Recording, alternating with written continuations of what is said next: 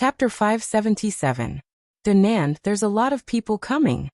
The two immediately sent a message to Jian Nan. What's wrong? Qianli, Drunk's cleric, Boundless Mang, and Brother Yu, we've all seen them. Glue said. Did they see you? Jian Nan asked. Probably soon. Glue and Flaming Cloak thought that the two would soon become the focus of attention, and were mentally prepared. This time, they couldn't let Unscathed in battle gain the upper hand with words. As the two of them thought of this, they secretly prepared a script in their hearts, calculating some words of ridicule and disdain, eagerly waiting for the group of people to surround them. In the end, they saw a few people in a corner whispering something. They all had serious expressions and didn't even look at the two. Forget it, sell it. It's not a loss to sell it at such a high price. Boundless Mang was trying to persuade the cleric to give up on the idea of buying back the staff at all costs. This person obviously didn't have much determination. With Boundless Mang's persuasion, his heart immediately started to move. Han family young master and Brother Yu quietly observed this person's words and actions. This person didn't pay much attention at first, but after a few times, he noticed that the two people beside him were staring at him. He was very surprised. Why aren't you two saying anything? Boundless Mang was also puzzled as to why the two were so taciturn. What else can we say at this point? Forget it, take the money and leave. The Han family's young master said. When the person heard this, he immediately took out a large bag of money from his pocket and handed it to Boundless Mang. Han family young master and Brother Yu looked at each other. This was one of the ways they thought of to test this person. Such a large amount of cash wasn't easy to come by. In the game, there was an exchange that directly used RMB to buy and sell equipment, but there wasn't a business that allowed people to directly exchange money for gold. There was once a person who wanted to sell gold as an item in the exchange, but the system didn't accept it. Although the government had recently announced that they were considering including gold coins in the exchange, it was not yet a reality. Therefore, no matter how rich the players were in real life, they couldn't just casually convert their money into in-game gold in a few minutes. They had to resort to reselling equipment and other similar methods, which was very troublesome. Today, everyone had pooled their money together to buy the magic staff. In order to ensure that nothing went wrong, they had gathered more than 30,000 gold coins. Even Slender Waist Dance had said that it was impossible for her to immediately take out so many gold coins. If this person had really taken the opportunity to embezzle the magic staff, a portion of the money should have already been transferred to Mang Mang's hands through the auction house. Yet, the fact that he was able to take out so many gold coins right now proved that he was innocent. Perhaps he has prepared beforehand. Brother Yu sent a private message to Han family young master. Prepare in advance. The money started to be raised at 6 o'clock tonight. No one knew how much money would be raised in advance, and the final price of the auction was even more unpredictable. Han family young master said. Then, if we count the money and confirm that there's no mistake, then this person will most likely be fine. Brother Yu said. But look at this woman. She doesn't seem to have any intention of counting at all. Han family young master said. Just as he said, Mang took the money bag and casually threw it into his pocket. He even patted the cleric to comfort him. Now, let's call everyone to return the money. Mang said.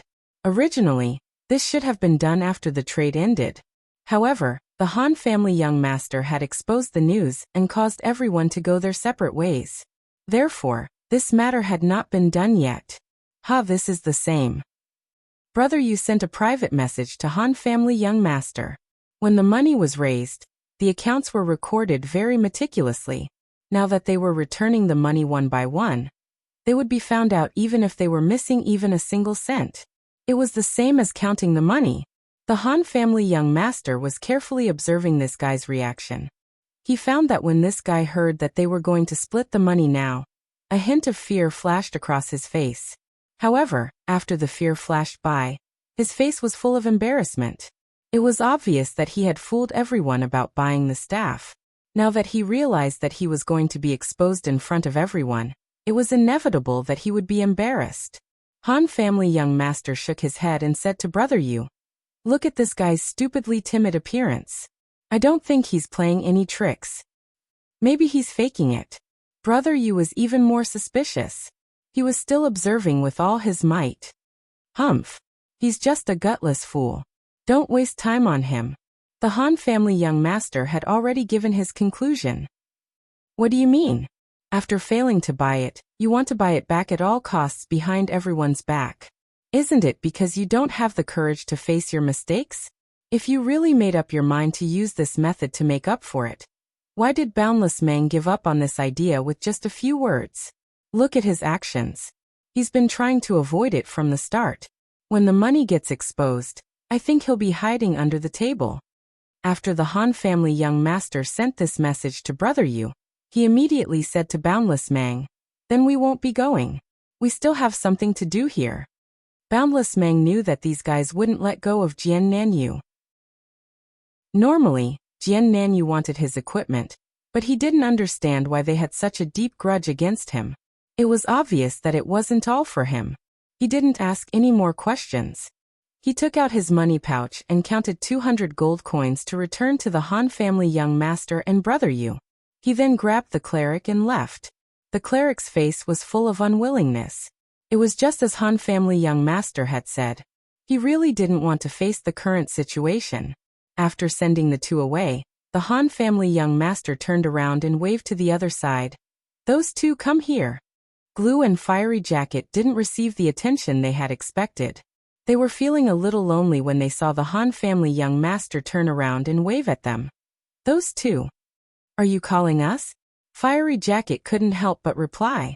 He was asking the other party and Glue at the same time. "Of course. Come here and run," said the Han family young master. Flaming Shirt wanted to run away, but Glue caught him and rolled her eyes at him.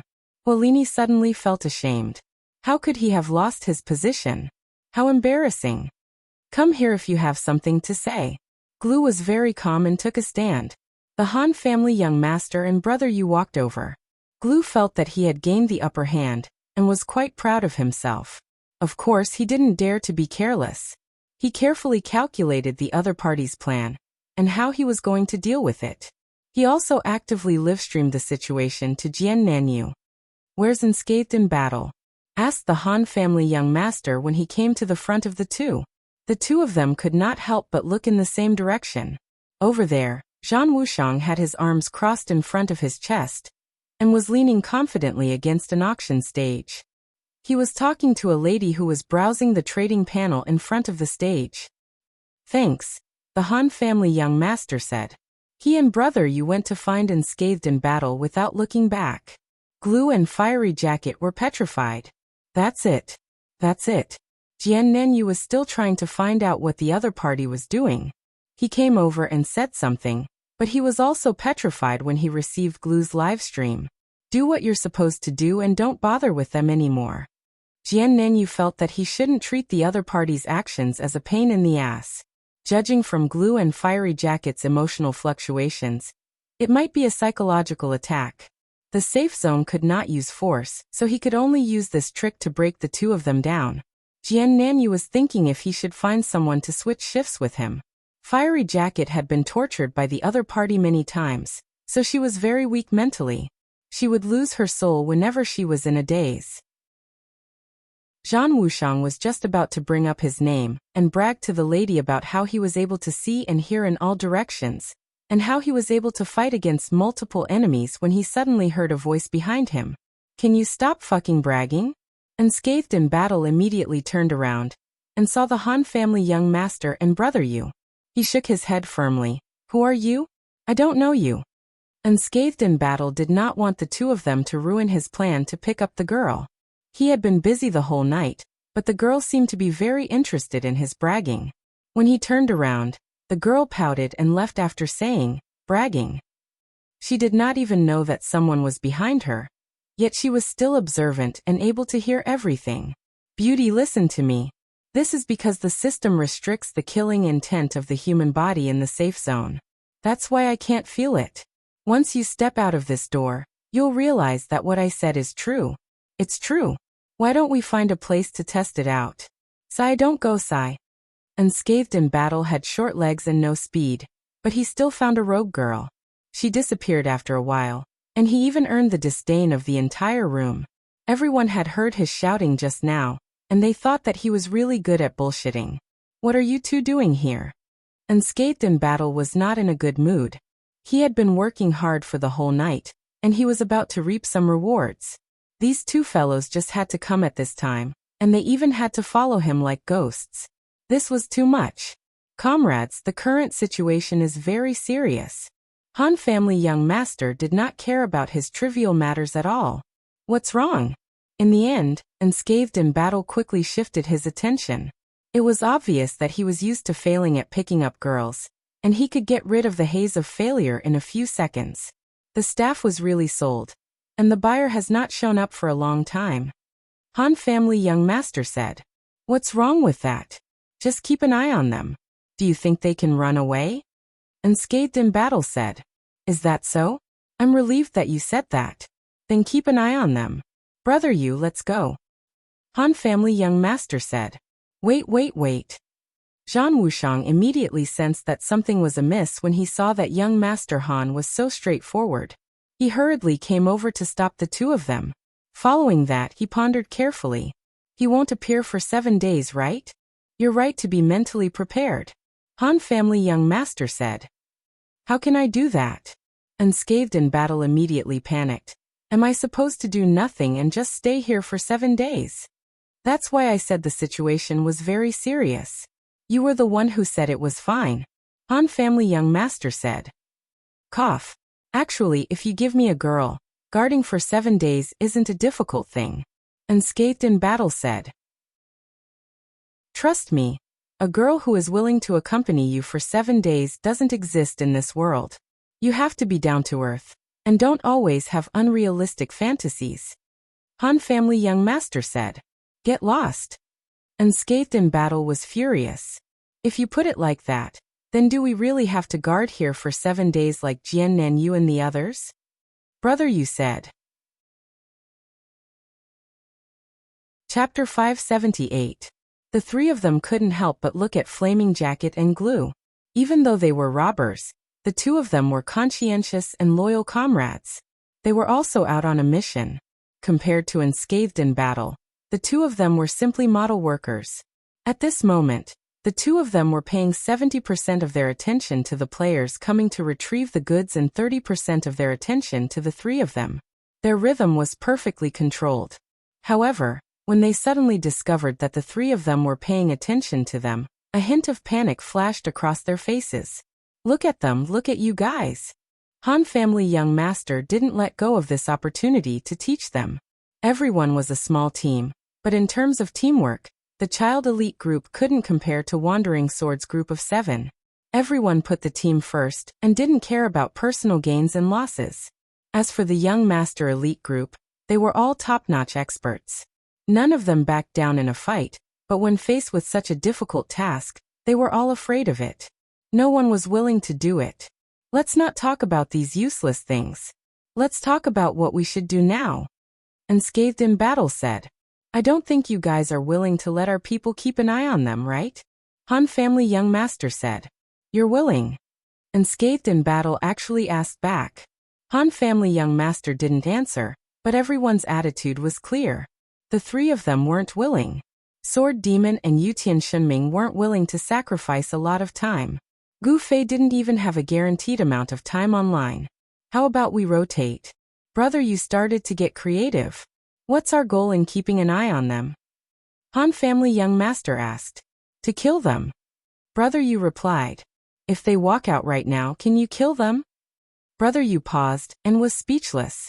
He understood Han family young master's meaning. Not only did he have to keep an eye on them, he also had to ensure that he had enough strength to kill them.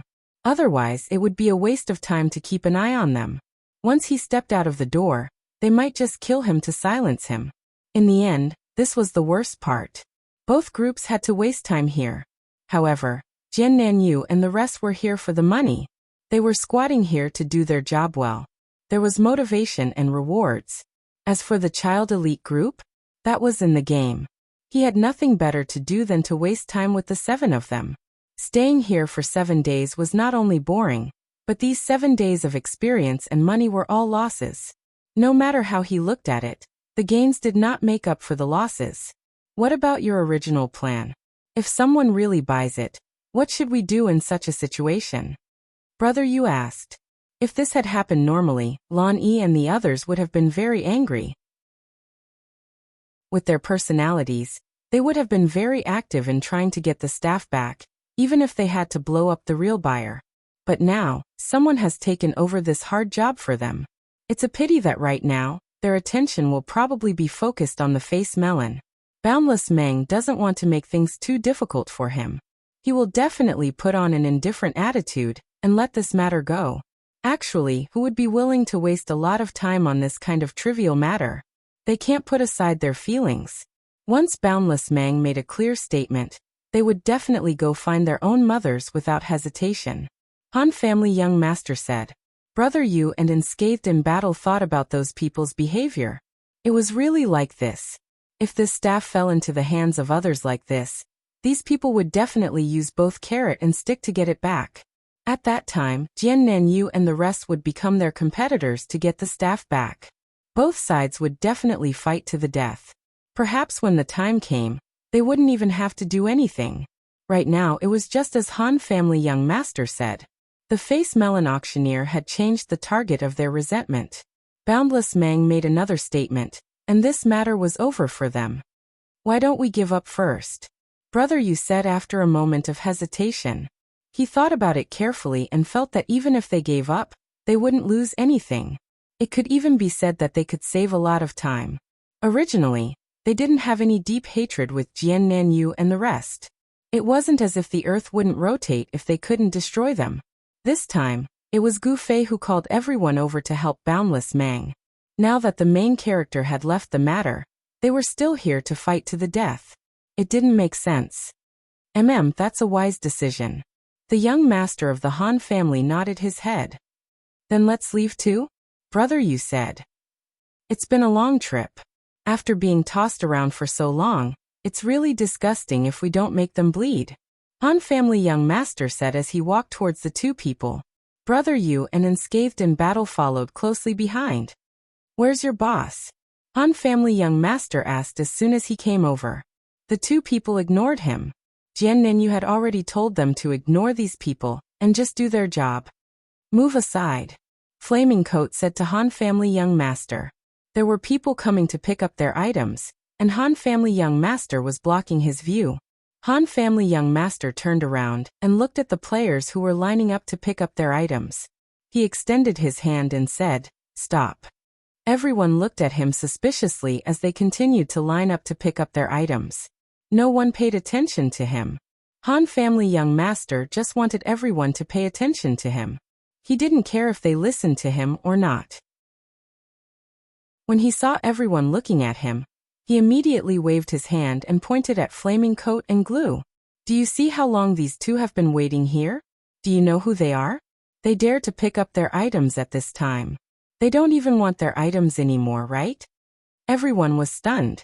Glue and Flaming Coat were even more nervous. Han family young master continued. Don't blame me for not reminding you guys, but these two are professional robbers. They are stealing items from others, and they will be targeted as soon as they go out. Think about it. Fuck, don't slander us. Glue rushed over and roared. That's right. Ignore him. We are not robbers.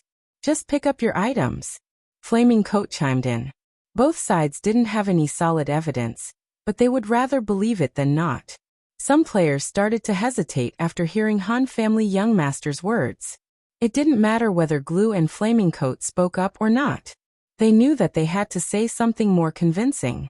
Glue reacted quickly and said to Han family young master, "Even if you're joking, you shouldn't go too far." It was useless to argue at this time. After all, no one could prove whether he was a robber or not.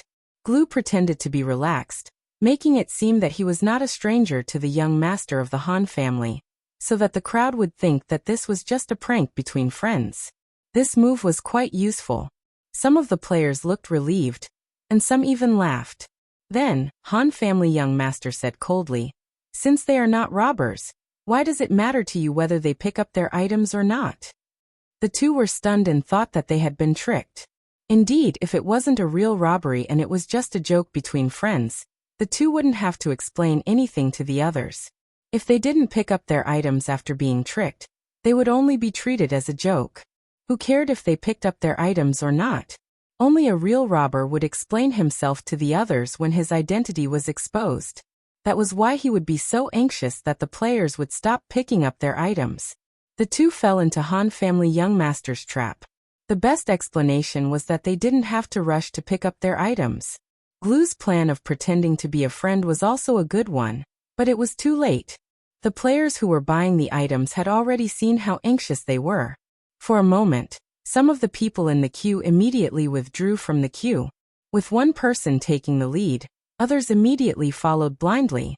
Everyone discussed with each other, and those who were slow to react listened to the explanations of those who were quick to react. In an instant, half of the players in the queue had withdrawn. It wasn't that they didn't believe it, but they knew that what they wanted was just a normal item. How could it be targeted by the robbers? They must have been blind. The news of two robbers trampling on the items spread across the entire trading center. The two were instantly surrounded and reprimanded by a large number of players.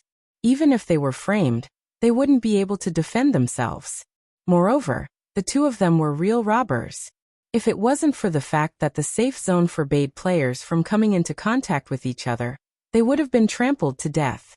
Han family young master stood outside the circle and looked at the angry crowd. He said to Brother Yu and unscathed in battle. Of course we can't let them have it easy, right? Yes. The two wiped their sweat. They realized that they were lucky to be in the same party as Han family young master. At least they didn't have such a monstrous opponent. His train of thought was extremely simple. He just wanted to expose the identities of those two guys who couldn't see the light of day. It was rare that he was able to convince everyone so much that they started to attack him. Glue and Flaming Jacket endured the spittle of the crowd and quickly reported the situation to Azure Sword. I was too careless. Azure Sword pinched his thigh fiercely. He would be the laughingstock of his peers if word of this got out. As a robber, a profession that was hated by both gods and gods, he actually lived under the same roof with people who knew his background. He even had a clear conscience about spying on them. Wasn't he digging his own grave? There was no place to hide in the auction house. It was already risky enough to spy on people and trade equipment. Now that there were people who knew who they were, they actually didn't realize the danger. Fuck. Azure Sword slapped himself twice. This was his dereliction of duty as the boss. Retreat. Azure Sword instructed the two of them. They didn't need to know too much about the situation to know that they definitely couldn't spy on them anymore. They would definitely be killed if they went through the main entrance. Even if Azure Sword came to rescue them, they might not be able to withstand the anger of so many people. Moreover, there was also Qianli and his gang. Fortunately, they had prepared a way to escape. It was also an idea that Glue had thought of. The Windchaser emblem. After interacting with Yi Xiaowu, Glue knew the existence of this equipment and how to obtain it. The teleportation function was really a great escape tool. However, although Azure Sword and his gang were robbers, they usually kept a low profile and were cautious. They almost never piked with others unless they were on a mission. Although they did come into contact with wanted missions, none of them had accumulated as many as 100 times. However, now that they had a goal, after working hard for one night and one day, they finally obtained 2 pieces. Then they handed them to Flaming Jacket and Glue. Azure Sword originally thought that there would definitely be an ambush outside the auction house. The 2 people in charge of surveillance might not have the chance to escape safely. Therefore, they wanted to use the teleportation function of the Windchaser emblem to leave directly. The 2 of them also knew that it was meaningless to continue staying. As soon as they received Azure Sword's order, they immediately slapped the emblem. A white light flashed, and the 2 of them disappeared. The teleportation was considered a function in the game, and not a skill.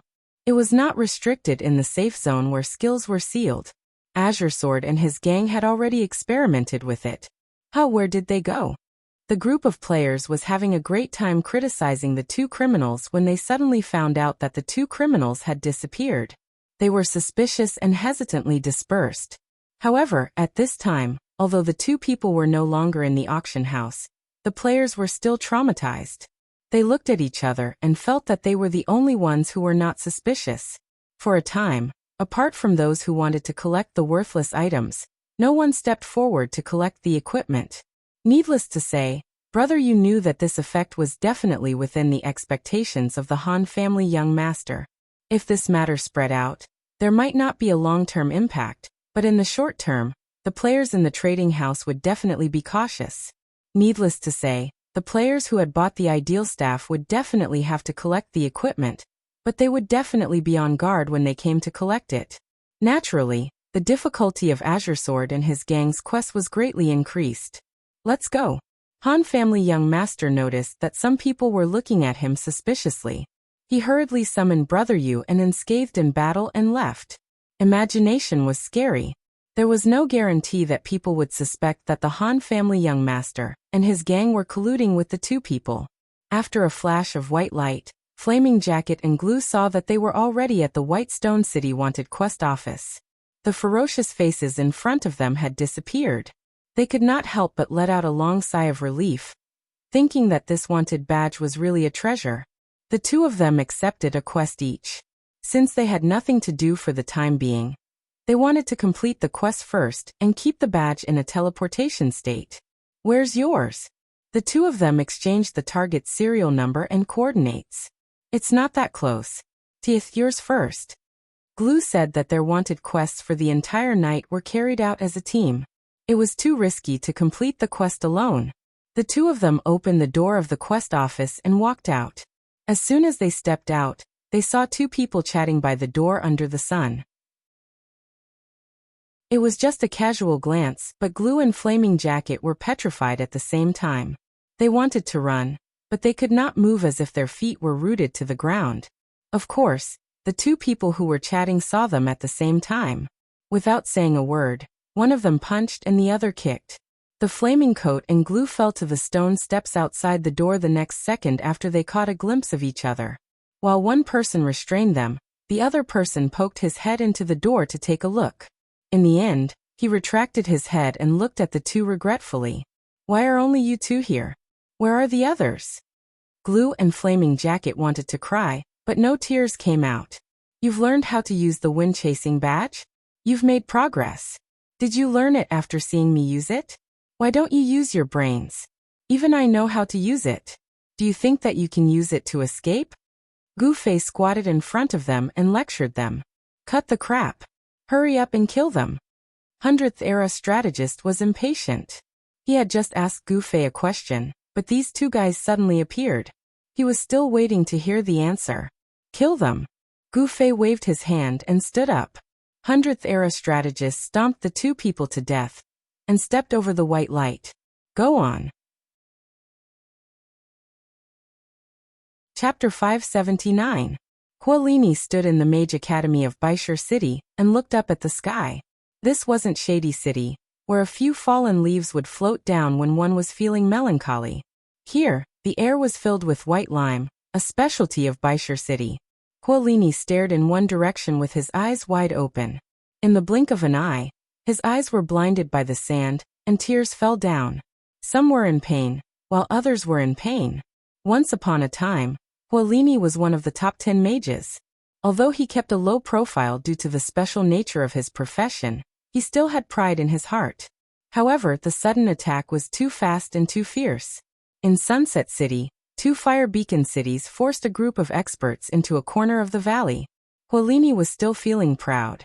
However, right after that, the #1 sorcerer in the parallel world, Drifting's gorgeous ice shadow spell flashed past the wall of fire, and the dazzling falling clothes red lotus exploded, forcing Drifting to hide behind Jian Nan's shield, not daring to show his face. That was when the tragedy started. After that, Linshui City fell into its own sea of fire and played a self-immolation game. Xiaowu City burned its own Blackwater City and attracted the army of 1,000 miles drunk because of that little PK value. Then, in the fog of Xiaowu City, Flaming Robe, who had almost lost his will to fight, couldn't escape the pursuit of fate. He was the first to fall under the throat of 100 generations of statecraft, who came out of nowhere and died with a grudge. That day, A boss incident happened in Xiaoyu City. Many players who died at the time received compensation, but the brothers' names were not among them. Most people would feel disheartened when a level 41 top 10 master dropped 3 levels in such a short period of time. Huolini didn't. His level was gone, but he still had his career. After avoiding Qianli's drunken army, Huolini diligently leveled up. During this period of time, he had almost returned to level 2 and was only one step away from level 40. But it was all gone in the blink of an eye. At level 38, Huolini returned to the state when he was killed 3 times in a row. At this moment, Huolini stood at the entrance of the Mage Academy, not knowing where to go. "I'm hanging up." Jian Nan received this message from Glue. "What happened?" Southblade hurriedly asked. "Qianli's drunken army and 100 Realms strategist are guarding the entrance. They knew we would use the Windchaser emblem to escape," Glue said. Jian Nanyu considered himself to be resourceful and meticulous in his actions. However, when it came to schemes, Thousand Miles Drunk and his group were always one step ahead of him. He wasn't a match for the other party in terms of strength and intelligence, so what chance of victory did he have? "It's been a long day. Everyone, let's rest first." Jian Nanyu really didn't know what to say. From last night until now, they had not slept or rested. Their goal was to farm the Windchaser emblem. Everyone had only taken turns to rest on the table in the tavern for 2 hours. At the last moment, everyone had their own plans.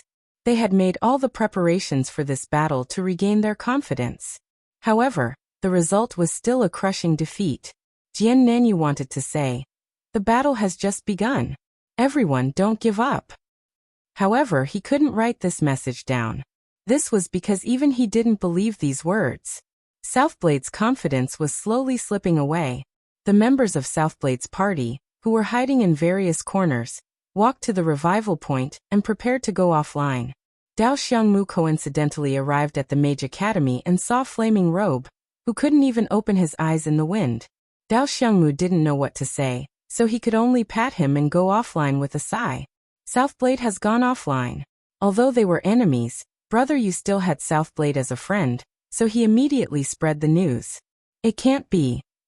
Gu Fei was very disappointed. He was still waiting at the entrance of the wanted mission office, waiting to catch a big fish. Southblade was a ruthless character. He could even plot against Gu Fei at times. The first time Gu Fei sent him to prison, he borrowed the strength of the NPC soldiers. The second time, he had nothing to do with it. The third time was because of 100 Realms strategist. He hadn't been able to kill Southblade yet, so he was waiting for him. Of course, 100 Realms strategist was no exception. He honestly didn't think that he would get any rewards for killing the 2 people. After all, Southblade was the one who killed him. Now that Southblade had gone offline, there was no more business to be had. "Let's go." Seeing that there was no more fighting, the 2 warriors left for the safe zone. Only the Han family young master and the others were left to conclude the battle. Sword Ghost and Imperial Divine Ming were also quite depressed. Losing Jian Nanyu once was their contribution for the day, and they had no idea what happened after that. They were just minor characters. The news from Misty Mang was that everyone was happy, just as the young master of the Han family had expected. After Boundless Mang made it clear that he no longer cared about the magic staff, the others naturally did not say anything more. The priest who lied about buying the magic staff was inevitably scolded by Lan Yi, but in the end the matter passed just like that. Everyone drank a few cups of wine and continued to enjoy themselves. In reality, other than Boundless Mang, who had really lost the magic staff, how long could the others be sad for? Lan Yi and the others organized to level up, but Misty Mang used the excuse that he was tired and didn't want to go. Seeing that Lan Yi was rejected, Tsubasa Sakuratsuka was the happiest. After everyone left, he hopped over to Misty Mang and said, "Misty Mang, let's go do our quest." Tsubasa Sakuratsuka thought that the haze was over, and that his happy life was about to begin again. "I'm tired, I want to sit here for a while. You guys go ahead," Misty Mang said. "Then I'll accompany you," Tsubasa Sakuratsuka said. "There's no need for that, right? I'll be fine with Ashi accompanying me," Misty Mang said. Tsubasa Sakuratsuka wanted to say something, but Slender Waist Dance chopped off a corner of the table. She pulled out her purse to pay for the table and bared her teeth at Tsubasa Sakuratsuka. "Don't bother me. Go play by yourself." Tsubasa Sakuratsuka shrunk his neck. In his eyes, Slender Waist Dance was scarier than Gu Fei. This was because people who were slightly familiar with Gu Fei knew that he wouldn't be cruel to his friends. But this Slender Waist Dance was different. In her eyes, she probably didn't see Tsubasa Sakuratsuka and the others as close friends. Disobedient? The table was the end result. Didn't they already demonstrate it? Then you guys be careful. Tsubasa Sakuratsuka expressed his concern and hurriedly left with his group of brothers. She had a slender waist, a beautiful face, and a lot of money. Originally, she was the best quality girl that the brothers of the Eternal Life Flower Cluster could only dream of. But adding on the fact that she was ruthless, everyone felt that their lives were more important. When it came to picking up girls, the most important thing was to have fun, not to suffer. Apart from Brother Zue, no one can handle this kind of girl. Fireball boasted, as if Gu Fei being able to handle her meant that he was able to handle her. He led his group out of the tavern like a boss. Seeing that everyone had left, Misty Mang finally dropped her disguise and revealed a worried expression. She fiddled with the purse in her hand, feeling quite upset. This purse was exchanged for selling the ideal magic staff. After deducting the processing fees from the system, there was still 5,623 gold, 67 silver, and 14 copper left. Being able to sell it for this price couldn't be said to be a loss. Old experts like Brother Yu only gave the ideal magic staff 2,000 to 3,000 gold based on the stats of normal equipment. Being able to break through such a high price was obviously because of its uniqueness and the craze to buy it. Buying this magic staff directly was actually more expensive than spending money to find someone to drop it. However, Misty Mang couldn't be happy because of this. Things that were lost were often the most memorable, especially things that were lost even though they didn't want to lose. No amount of money could make up for the difference in her heart. In order to not let everyone have a grudge, Misty Mang forced a smile for a long time. She was really tired of pretending. "What are you doing? You're not going to cry, are you?" Only girls understood the thoughts of girls. Slender Waist Dance knew that she still couldn't bear to part with the magic staff. If it was Slender Waist Dance's personality, she would have already slaughtered people who didn't know how to do things. However, Misty Mang was indeed someone who used to be a leader. Her way of doing things was completely different from her. At this moment, Slender Waist Dance moved to sit opposite her and stared at her. "You're joking." Misty Mang squeezed out a smile. "What's there to cry about? Now that we have money, let's go take a stroll on the streets." Loving to go shopping was a woman's nature. There were often women who did this to vent their emotions. Misty Mang also wanted to do this. "Don't." Slender Waist Dance raised her hand to dissuade her. "We can't just let it go like this. We have to get the magic staff back. I still want to take revenge. We don't even know where the magic staff is. How can we get it back?" Misty Mang smiled bitterly. "Aren't Jiannan and the others going to explode? When they do, we'll snatch it from their hands," Slender Waist Dance said. Misty Mang looked deeply at Slender Waist Dance. She and Slender Waist Dance couldn't be said to be very familiar with each other. It was just that among a bunch of men, they were the only two girls. Of course, they were closer. At this moment, Slender Waist Dance said these words so naturally. Her train of thought was really too simple. "I'm afraid this matter isn't that simple, right? Qianli and the others have been busy with this matter. In the end, they didn't have any results. I heard that in the end, they only killed Jiannan and the other two small fries," Misty Mang said. When Glue and Flaming Cloak heard this, tears would definitely flow down their cheeks. Back then, they were also one of the top 10. Now when people mentioned them behind their backs, they didn't even have a name. It was fine if they were small fries, but they were even called small fries. When it comes to fighting and killing, it's not a problem to rely on them. But when it comes to stealing equipment, frankly speaking, it's better to rely on Jiannan than them, Slender Waist Dance said. Misty Mang felt that it made sense. Every profession had its own specialization. Killing and robbing were actually two different things, especially robbing in the game. Killing was just a violent job, but robbing was a meticulous job that required patience. Thinking about how Qianli would play the game for 3 hours a day when he was drunk, no matter how strong he was, he wouldn't be able to do this kind of meticulous job. Then what exactly do you have in mind? Misty Meng was obviously happy to be able to get the magic staff back. However, after listening for a long time, she still didn't understand what Slender Waist Dance's plan was all about. Didn't Jiannan and the others explode the magic staff because someone asked them to? Right now, no matter who has the magic staff, they still have to explode it. How much will they pay? We'll pay double, and the magic staff that drops will belong to us. After the trade, we'll take the goods, and then we'll kill them. How great would that be? Slender Waist Dance said proudly. Misty Meng was stunned. The closer she got, the more she couldn't see her clearly. Who was this person in front of her? The #1 RMB warrior in the online gaming world. If she didn't use money at a critical moment, would she be worthy of her title? This plan was indeed the strength of a RMB warrior. If I can't get you, I'll use money to buy you. Will this work? Misty Meng hesitated. It was still the same thing. Every profession had its own specialization. When it came to using money to pave the way, Misty Meng felt that she definitely didn't have as much experience as Slender Waist Dance. No problem. They're taking such a big risk to do this, isn't it for money? The same thing for a bit more money. What reason do they have to refuse? Slender Waist Dance was full of confidence. Give it a try? Misty Meng was a bit tempted. In order to get the magic staff back, she was willing to sacrifice some money. The price of the auction this time was insane, and this amount of money was probably enough to double it. If it wasn't enough, she would probably add a bit more. In the end, the two girls immediately asked the Han family young master, and found out that Jian Nanyu had already gone offline. After a bad start, Slender Waist Dance gritted her teeth and cut another table. Forget it, even if we know he's online, we won't be able to find him. Let's send him a letter, Misty Meng said. Yes. Slender Waist Dance nodded her head. They had done so much to lure out this group of people. It was obvious that it wasn't that easy to find them.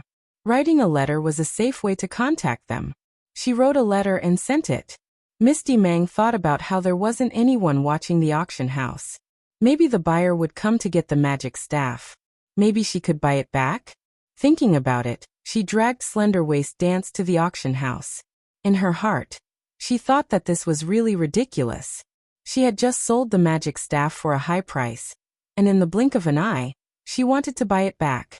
If this transaction went through, the other party would definitely think that she was an idiot. What are you guarding here for? Leave the equipment gathering to Jian Nanyu and the others. Slender Waist Dance understood Misty Meng's intentions and yawned disapprovingly. Wouldn't it be great if I could buy it back? Misty Meng said. If you bought it back, where would I find Jian Nanyu to take revenge? Slender Waist Dance said. Helping Misty Meng get back the magic staff was important, but for her, she had to take revenge for her own personal grudge. Misty Meng was ashamed. She had been selfish and forgot that Slender Waist Dance still had a personal grudge to take. The magic staff was just bait that she wanted to use. Forget it, your magic staff is more important. Just guard it here. If anyone dares to come and take it, I'll smash them to death with money. Slender Waist Dance said majestically. What if they don't sell it no matter what? This was Misty Meng's biggest worry. Slender Waist Dance clearly hadn't been corrupted by money to the point where she believed that money was omnipotent. She still valued this possibility. In the end, she could only sigh. Then I'll just have to steal it. Hua. The players in the auction house immediately moved 10 meters away from the two of them. As soon as the two of them came in and poked at the NPC, the players in the auction house, which was full of rumors, were already suspicious. However, no one was willing to associate these two beautiful girls with something as shameless as robbery, until Slender Waist Dance personally said that she wanted to rob them. How could they not avoid her? Motherfucker, that was close. Honey trap, too vicious. Nowadays, robbers always do these kinds of smart crimes. It's really hard to guard against. The players all thought to themselves. Chapter 580. Boundless Mang, who had accumulated rich experience in a series of anti-encirclement competitions, quickly noticed the strangeness of the surrounding crowd. In a sense, Slender Waist Dance was as arrogant as Han family young master. She didn't realize this at all. She glared at a player who was in front of the queue, but didn't pick up his goods. He was looking at the two of them in a daze and shouted, "What are you looking at? Have you never seen a beauty before? Come and get your stuff." Just as she said this, she was grabbed by Boundless Mang and dragged out. Most people would subconsciously be more lenient toward these two girls. They didn't think of making a move before they understood what was going on. If it were glue and flaming clothes, they would have been scolded by the crowd. "Why are you running?" Slender Waist Dance had already run out, but she didn't feel anything strange. "You're speaking too loudly. They think we're robbers," Boundless Mang said.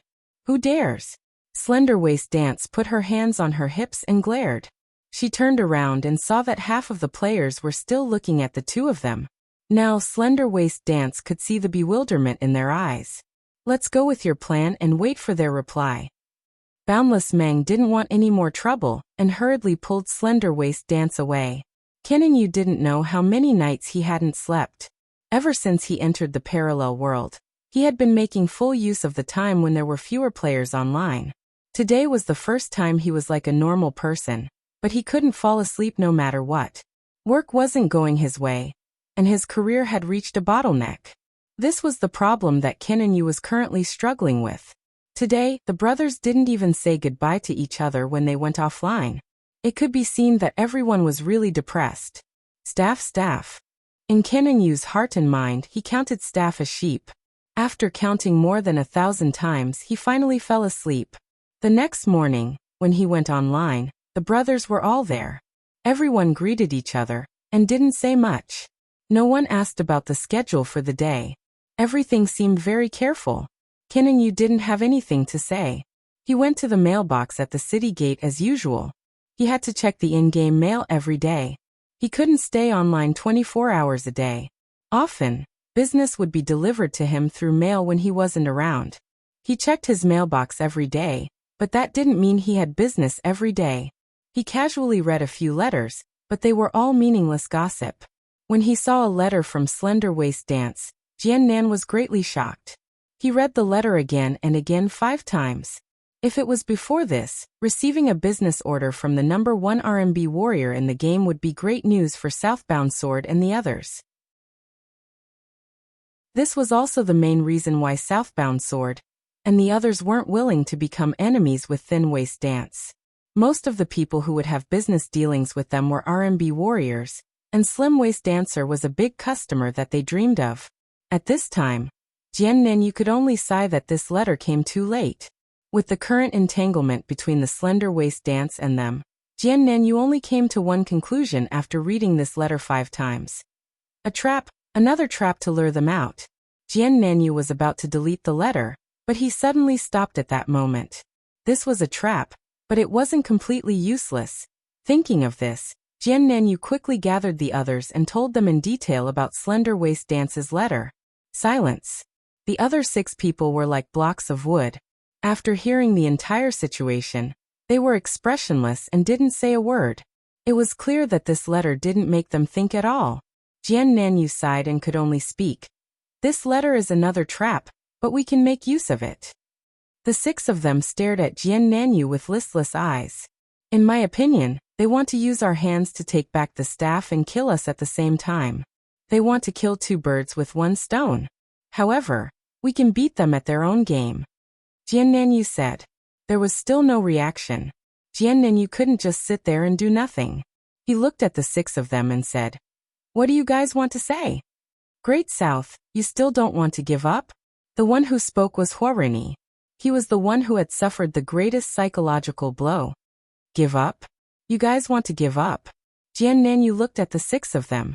The 6 of them didn't speak, but Yu still understood what they meant. They didn't want to give up, but they didn't have confidence. They were hesitating. In fact, it was the same for Yu. Since he fell asleep counting the magic staff last night until he woke up today to read the letter, he was originally in a hesitant state without confidence. When he saw this letter, a glimmer of hope ignited in his heart. Even if we give up, it's not the last moment yet. Jian Nanyu waved the letter in his hand at the 6 of them. What's wrong with this letter? As expected, the 6 of them didn't think at all. I've already said that they want to borrow our hands to retrieve the staff. So, before we retrieve the staff, they shouldn't cause us any more trouble. We should take this opportunity to successfully retrieve the staff first. Jian Nan said. Are you sure? Maybe they're just trying to lure us out again. Blackwater took the letter from Jian Nanyu and wanted to read it. However, she was speechless after reading it. Jian Nanyu made the situation sound complicated, but there were only a few words in the letter. Double the price, I want the staff. It was signed Slender Waist Dance. The others also read it one by one. In the end, they only had one thought. It's good to be rich. Look at the tone of the letter. It was so arrogant and domineering. Everyone couldn't help but think of how hard it would be to negotiate a deal with Silvermoon. Mincing every single cent and mincing every single cent. Why didn't they get Slender Waist Dance as an excellent customer? Instead, they were fighting with her for Silvermoon. Fate really played with people. What a good girl. Everyone sighed. Normal players look down on players with money, but Jian Nanyu and the others liked players with money the most. Even so, we still can't be sure if she's buying it or not. Glue reminded everyone. With their current situation with Slender Waist Dance, it was a bit careless to simply believe that it was a business deal. Jian Nanyu nodded. So we still need to make some necessary preparations. Then he looked at Glue and Fire Blazing Jacket. I was careless yesterday. I should have been prepared for them to wait at the wanted mission area. After all, they know about the Windchaser emblem. Jian Nanyu admitted his mistake to raise everyone's morale. He wanted everyone to realize that their defeat yesterday wasn't because the other party was too strong, but because of their own mistakes. In other words, if they didn't make any mistakes, then they would have a chance of winning. So we need to monitor the wanted mission area first. Jian Nanyu said. I'll go. Blackwater volunteered. With Qianli's drunk and 100-years strategist working together, this place was the most dangerous. Blackwater, who had stealth, felt that this place was more suitable for him. Glue sighed. Originally, his long-distance surveillance was also very safe, but it was a pity that he was level 39 and didn't have Hawkeye anymore, so he couldn't do it. Then you go. Jian Nanyu said. Blackwater nodded. Then I'll go now. Be careful. Everyone acted as if they were sending him to a tiger's den. They gave him their blessings and watched as Blackwater's figure disappeared around the corner of the street. What about the auction house? We don't even know if the staff has been taken. Glue said. You go to the auction house. Jian Nanyu looked at Dao Xiangmu. Oh. In theory, anyone could do the job of monitoring the auction house, but Jian Nanyu specifically chose Dao Xiangmu. There seemed to be a deeper meaning behind it. It's a little troublesome. If we keep watching like yesterday, we might not be able to. Glue thought back to the scene of being scolded by the crowd and felt a lingering fear. We can't do that anymore. Jian Nanyu nodded his head. He took out a roll of paper from his pocket and laid it on the ground. He took the paper and drew a few big words. After that, he took out a wooden board and stretched out his hand towards the glue. Glue. I said give me some glue. Jian Nanyu said. Glue wiped his sweat and took out some glue from his pocket. Jian Nanyu stuck the paper onto the wooden board and stuffed it into Dao Xiangmu's arms. Dao Xiangmu hugged the wooden board and sweated profusely. Do we have to do this? On the wooden board, there were 7 words. Looking to buy the ideal staff. Jian Nanyu nodded. This way, no one will suspect you. Dao Xiangmu finally understood why Jian Nanyu wanted him to do this job. Of course, a priest was the most reasonable choice to purchase this staff. Although their party had 2 priests, the other priest, Lin Sunsen, was an extremely honest fellow. He was the type of person who wouldn't say a single word, even if he was hit with a stick. This kind of thing that attracted attention in public was probably more painful than death for him. Sometimes, Kinamyu and the others were surprised. Why would such an honest fellow engage in such evil robbery like them? Take the wind-chasing emblem and accept a mission. We'll help you complete it. Jian Nanyu said. Okay. Dao Xiangmu nodded. Are there any other questions? Jian Nanyu asked. Can I cover my face? No, it's easy to arouse suspicion. Covering one's face would inevitably make people think that they were doing something shameful. Hence, when it came to such matters, not covering one's face was a necessary choice. For example, Glue and Flame Cloak did not cover their faces yesterday. No problem. Dao Xiangmu only felt that it was a little stupid to hold up the wooden board. He was too ashamed to see anyone, so he wanted to cover his face. You'll be the only one going to the auction house. The rest of you do the same as yesterday. Pay attention to your revival points and prepare your equipment. Jian Nanyu said. The other four nodded.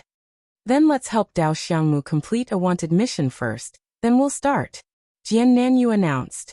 Dao Xiangmu sighed and placed the wooden board back into his pocket. He took the wind-chasing emblem from Glue and wore it. He then went to the wanted mission office to accept a mission.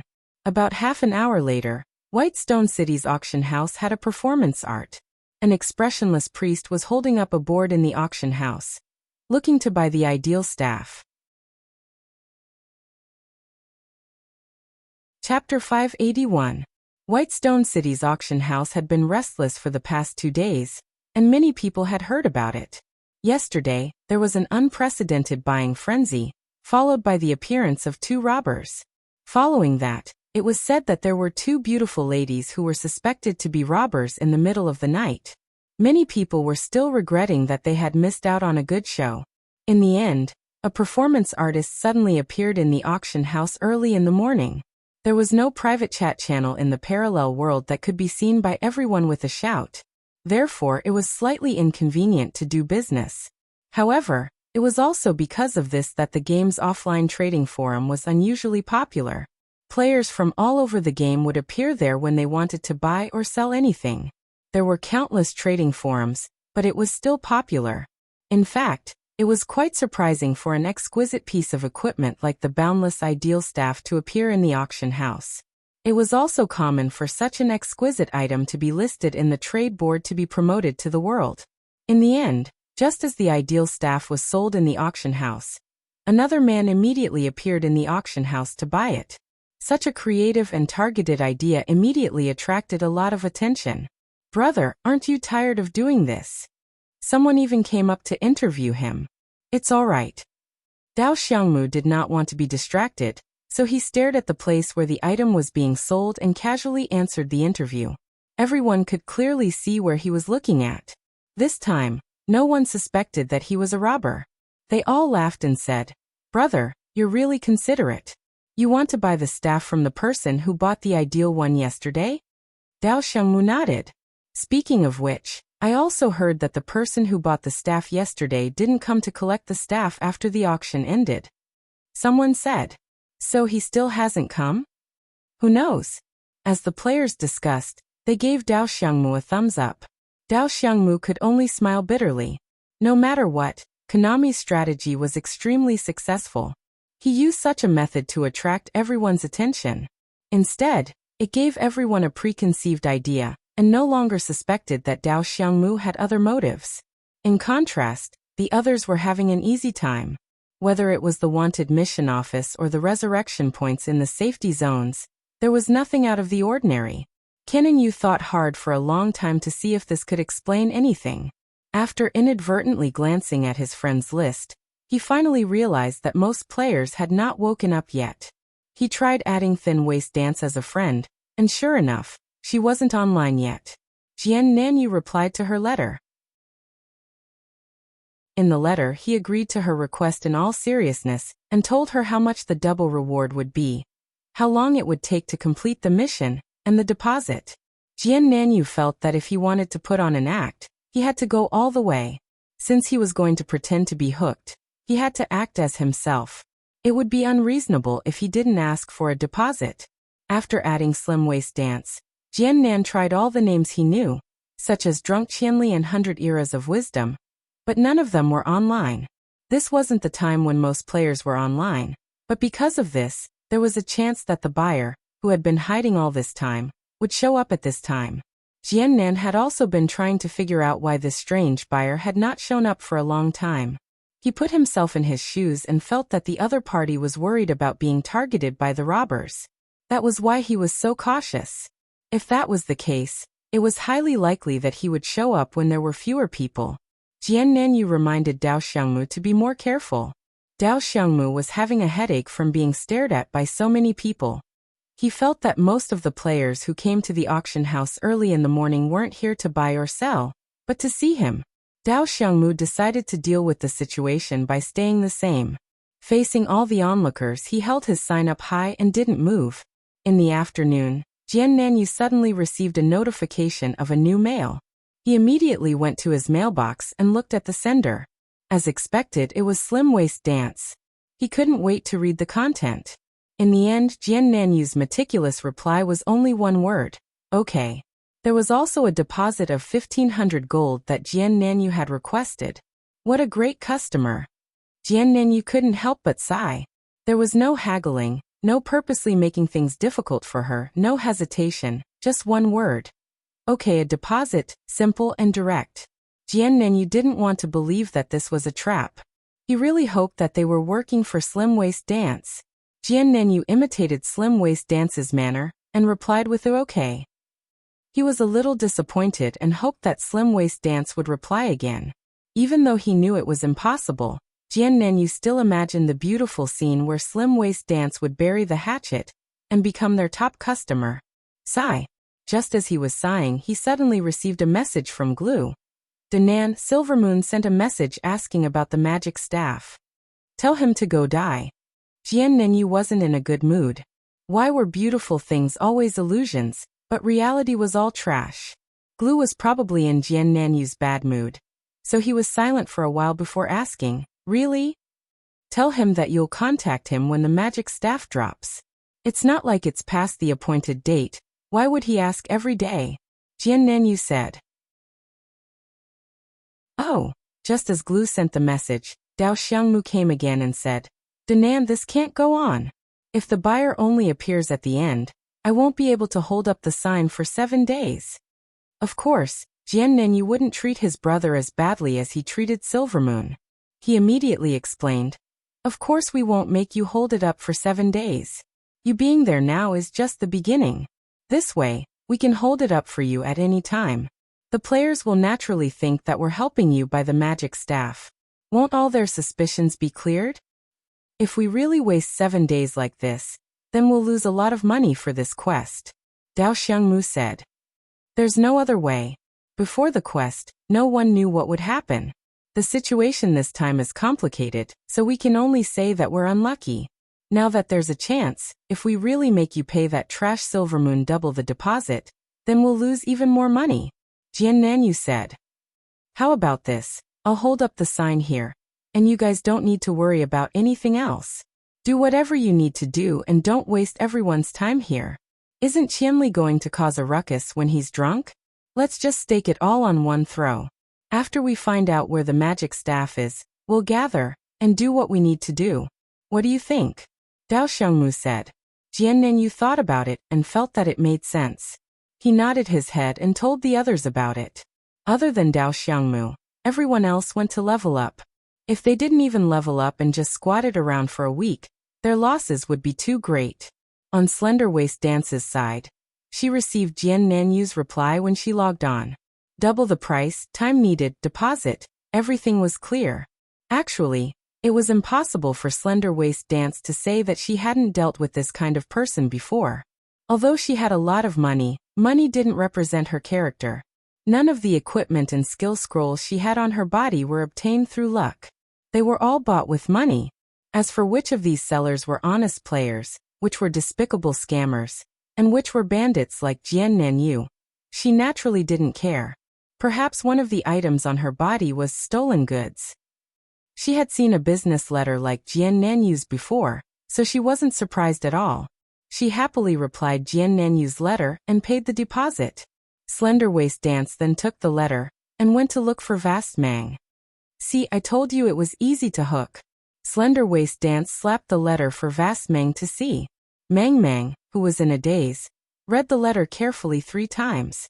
This was all Jian Nanyu's performance. Naturally, there were no loopholes in the letter.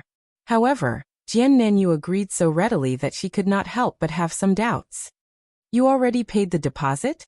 Vast Mang asked as she poked at the 1,500 gold deposit. Jian Nanyu's letter said that if the reward was double, the quest would be 8,000 gold, so she needed 1,500 gold as a deposit. Aren't you afraid that he's just trying to scam you out of money? Vast Mang felt that Slender Waist Dance's wariness was too low. No, after I received the letter, I went to the auction house to take a look. Guess what? One of their clerics was holding up a sign saying, "Buying ideal magic staff." They were just waiting for the magic staff to appear. I saw that they were doing something, so I sent him the money. Slender Waist Dance said. Is it really that simple? Vast Mang felt that things were going too smoothly. That's right, I have to tell those guys not to cause trouble for now. Right now they're helping us get the magic staff. Slender Waist Dance didn't think too much. Just as Jian Nanyu expected, she paved the way for them, and went to find the Han family young master.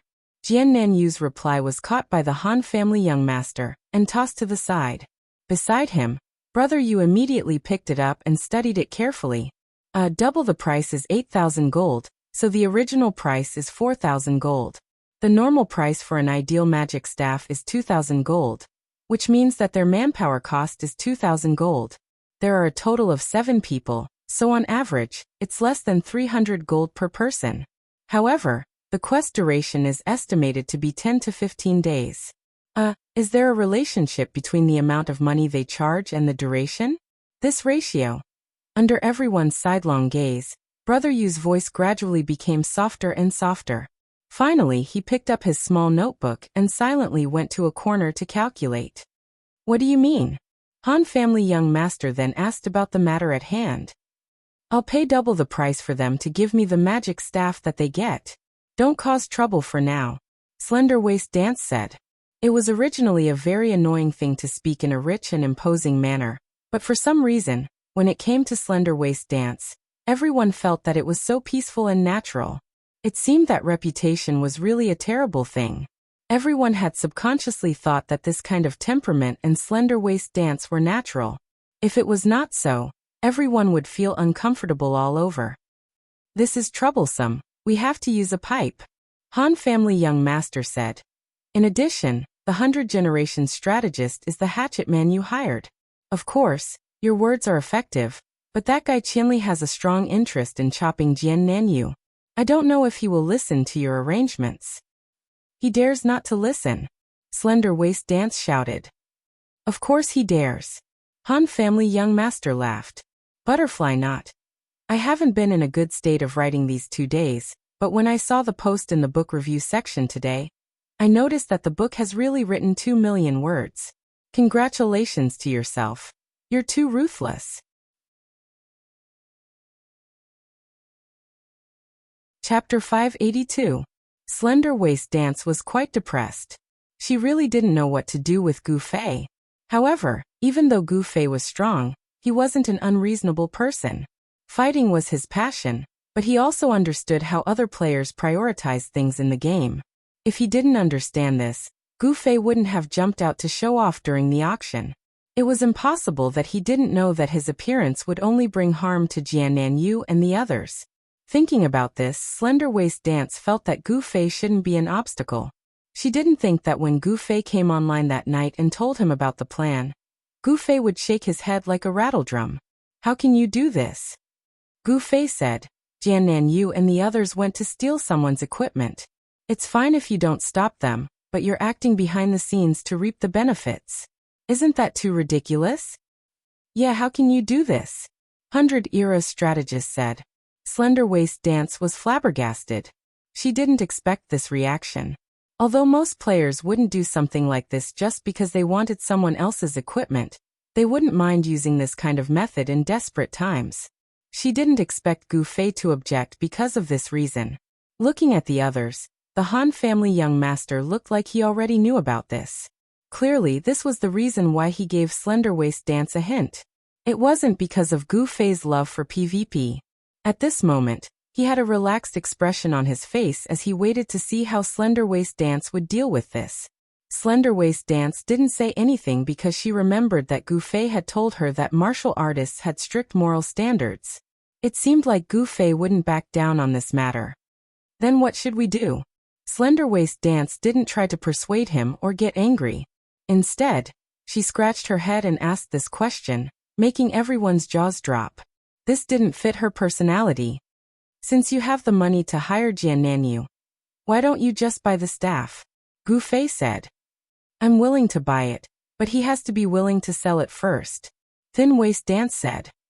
If he doesn't want to sell, you're going to rob him? Gu Fei asked. Slender Waist Dance had no choice but to push Boundless Mang out. You go talk to him. Playing online games, isn't it just you killing me and I killing you? Mang didn't have any psychological barriers to this. Even those who came from Moonlit Night City didn't have this barrier. There's an order. If people don't blow me up, I won't blow them up. Gu Fei said. Boundless Mang retreated in defeat. Yutian Shenming jumped out and said, Qianli, you're really something. A beauty's request, you actually Gu Fei glanced at Yutian Shenming, and this brat immediately shut his mouth and retreated. Unscathed in battle saw that Yutian Shenming had already suffered. So of course he wouldn't touch this bad luck again.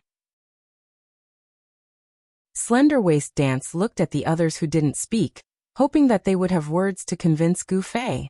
In the end, Brother Yu hugged his little notebook and calmly pretended not to see it. Sword Demon nodded, coughed, and said, Qianli is right. Fuck. Slender Waist Dance was helpless and looked at Boundless Mang. Boundless Mang sighed and was completely in despair. Let's forget about the staff. I've spent all 1,500. Slender Waist Dance was indignant. Just take it as a lesson learned. Gu Fei was still lecturing people. Slender Waist Dance couldn't beat him in a fight, and she wasn't in the right either.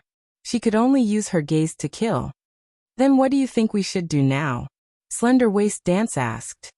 What else can we do? Let's just find him to kill. Gu Fei said. If we don't use this method, how can we lure him out to kill?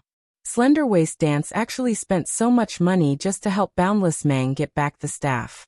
What she wanted the most was to kill Sword Nanyu and take revenge. Even if you don't buy them, they'll still try to steal the staff. Just keep guarding it. Gu Fei said. Then you go and guard it. Slender Waist Dance said unhappily. I'm going. In the end, Gu Fei really left just like that. This time, 100 Lives Jingluan didn't leave with Gu Fei. He finally knew who hired him this time. He looked at Slender Waist Dance and asked, Then what about me now? Go. Guard it together. Slender Waist Dance impatiently sent 100 Lives Jingluan away. When the two of them left one after another, Slender Waist Dance suddenly put away her scowling face and started laughing. Everyone was confused. They thought to themselves that this girl wouldn't be so angry that she became stupid, right? In the end, Slender Waist Dance hugged Boundless Mang's shoulder and said, Let them go. Anyway, he'll be offline in 2 or 3 hours. When that time comes, we'll do what we have to do. Everyone looked at each other. This was really Gu Fei's weakness. The game was fixed for 3 hours a day. How could it be so coincidental that everything would happen during these 3 hours? The buyer of the staff might not even show up during these 3 hours. In the auction house, Sword Nanyu was already personally raising the signboard. In the morning, after Dao Xiangmu started, a few people took turns in 2 or 3 hours. Glue and Flaming Cloak, who had already appeared in the auction house and were judged to be robbers, benefited from this misfortune. Sword Nanyu was worried that the two of them would be recognized and ruin their overall plan. One of the necessary steps during the shift change was to let the person who came to replace them wear another wind-chasing emblem and complete a wanted mission. It was also a good opportunity to check if there was an ambush at the wanted mission office. If they passed by, they could also check the resurrection points. There was nothing unusual everywhere, which made Sword Nanyu feel more and more at ease. He didn't expect that the other party would really think that he would betray them for money. They really underestimated his professionalism. However, it was just as well. If he didn't underestimate them, how could he have such a good chance to get the staff so quietly? Jian Nanyu was thinking happily in the auction house. Suddenly, someone came to his side without him noticing. Sword Nanyu turned his head to take a look. He knew that this was the absolute safe zone, but he still broke out in a cold sweat. Gu Fei had appeared beside him without him knowing. Glancing at the signboard in his hand, Gu Fei said, "You really have a lot of tricks." The two of them had been enemies for a long time, but they had never talked so closely. Sword Nanyu's mind was spinning. There was only one question he was trying to figure out. What is this guy doing here? In the end, Gu Fei quickly gave him the answer. He suddenly shouted to the players in the queue, "Everyone be careful. This person is Sword Nanyu. He specializes in robbing in the game. Especially those who have bought the ideal staff, be careful." Fuck. Sword Nanyu was shocked. Although he didn't guess Gu Fei's intention, he thought that since Slender Waist Dance had greeted him, he might have come to threaten them. He didn't expect Gu Fei to ruin their plan. How did Slender Waist Dance greet them? Gu Fei's words naturally caused an uproar. The news of the robbers appearing in the auction house had been digested for a day, and it had spread far and wide. It would have been fine if Gu Fei hadn't shouted. Everyone who passed by took a glance, and thought that Sword Nanyu's signboard was a joke. Now that he reminded them, everyone began to think deeply. Using such a crude method instead of going to the forum was already suspicious. However, everyone knew that the ideal staff had just been put up for auction 2 days ago, and it was said that the buyer had yet to show up. So such a crude method of waiting for a rabbit to appear was much more reliable than going to the forum. However, after hearing Gu Fei's words, everyone immediately realized that these guys didn't want to buy it. They wanted to figure out the owner of the ideal staff, and then drop it. What happened next was almost a repeat of what happened to Glue and Fire Blazing Coat yesterday. The players surrounded Sword Nanyu angrily and scolded him to their heart's content. But Sword Nanyu was indeed the boss. Compared to Glue and Fire Blazing Coat yesterday, he was much calmer. Anyway, no matter how many people surrounded him, they couldn't touch or spit on him. He calmly put away the wooden signboard and calmly sent a message to his brothers. "Go to the wanted office and take a look. Be careful." Something happened again? The other side asked quickly. Yes, Qianli suddenly came over and exposed my identity when he was drunk. I really don't know what they want. They want us to help them drop equipment, and now they're here to cause trouble. Sword Nanyu said. After everyone was silent, Glue sent a message. "Danan, why don't you admit defeat this time? Let's give up on this mission." Does everyone think so? Sword Nanyu knew that they were all together. The answer was likely to be discussed, and then passed on through Glue's mouth. Yes. Glue responded. "Sai, let's talk about it after I get away." Sword Nanyu's wind-chasing emblem was on standby at this time. However, he wouldn't use it until he was sure that it was safe. The crowd was surging. Sword Nanyu could no longer see where Gu Fei was. He could only grit his teeth in hatred. Glue and the others carefully arrived at the wanted office. They didn't dare to go too close. After observing from all angles and levels, they confirmed that there was no one. However, this was only because there was no one outside the house.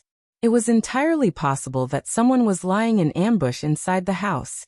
If that was the case, entering the door was equivalent to looking for death. The few of them looked at each other, not knowing what to do.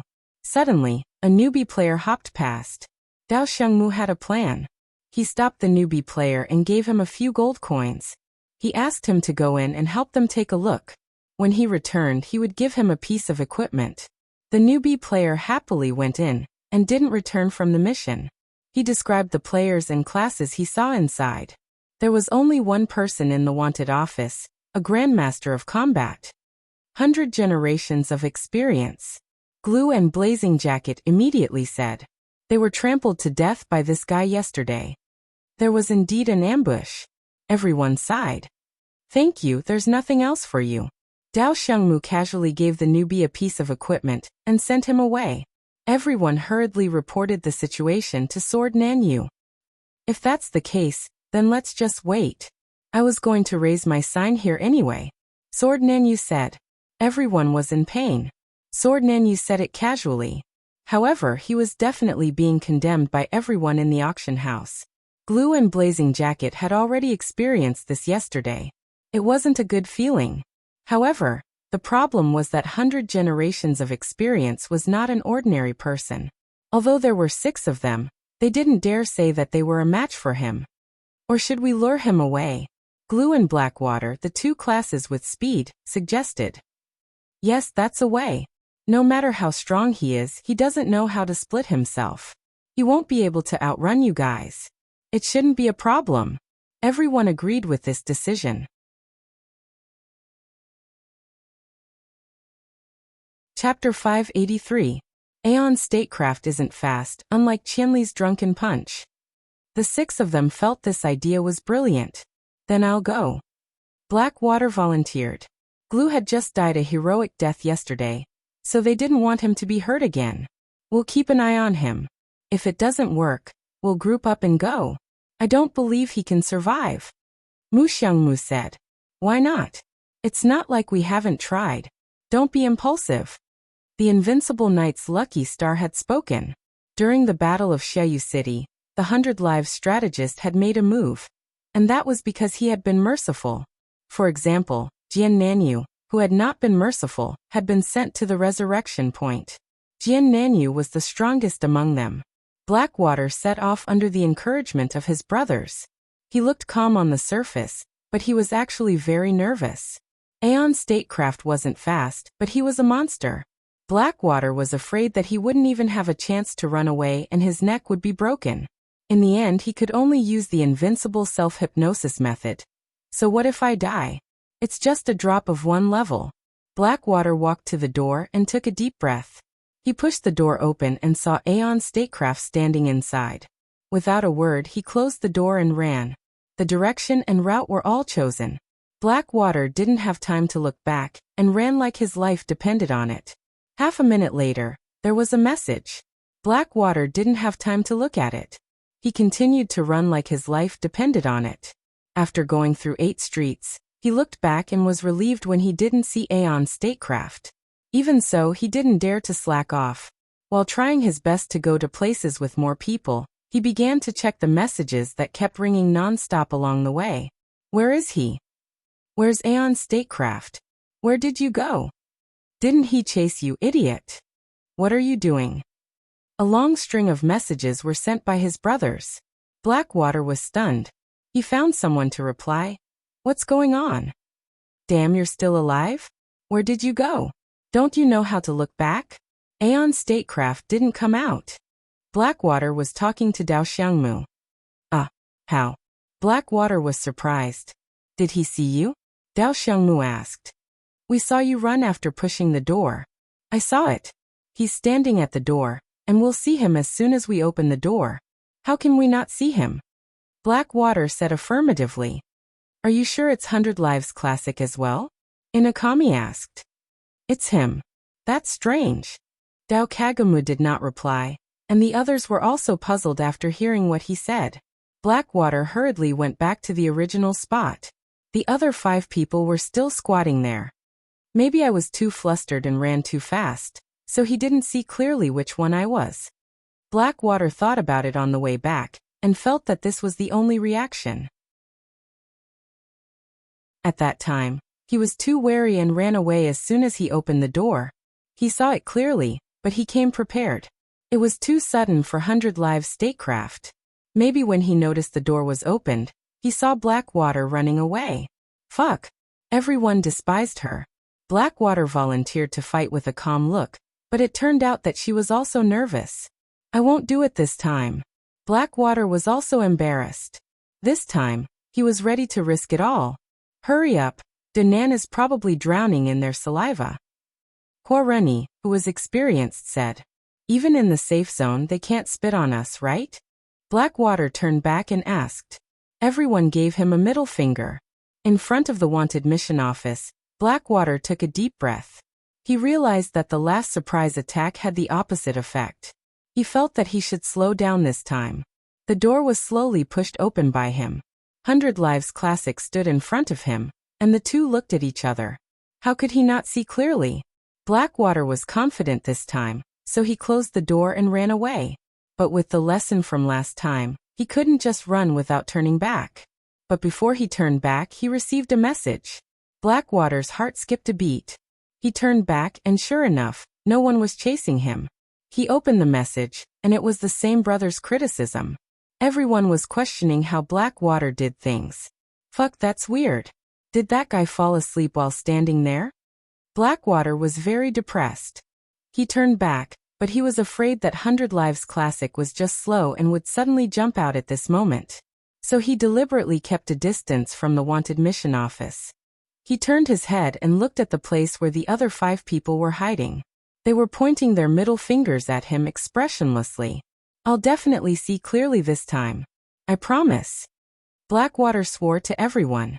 Can you make a move after you're sure he's going to take action? Don't worry. He's much slower than you, and he can't run as fast as you.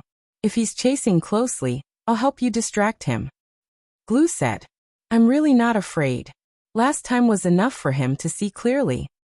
Blackwater was depressed. He couldn't clear his name even if he jumped into the Yellow River. Back in front of the door, Blackwater gritted his teeth and decided to go all out this time. He kicked the door open boldly and glared at 100 Lives Classic. 100 Lives Classic was still standing in the same position. When he heard the sound of the door, he glanced over and then looked away again. He was very bored as he flipped through the wanted mission on the wanted menu. Blackwater was at a loss for half a minute. The other 5 people were also very surprised. Blackwater was too manly this time. He opened the door and stood there for half a minute without moving. What were they doing? Half a minute later, 100 Lives Classic was still busy with his own work. Blackwater couldn't bear it anymore and asked, "What are you doing? Come and kill me." 100 Lives Classic turned his head and looked around again. There were only 2 of them in the entire wanted mission office. Talking to me? 100 Lives Classic asked. Of course. Blackwater said. Who are you? 100 Lives Classic was surprised. Blackwater was confused in the wind immediately. He now knew why 100 Lives Classic didn't chase him twice. It wasn't that 100 Lives Classic didn't see clearly, but that 100 Lives Classic didn't know him at all. Although they had dealt with each other before, it was all in a hurry and then they parted. Of course, 100 Lives Classic had left a deep impression on everyone.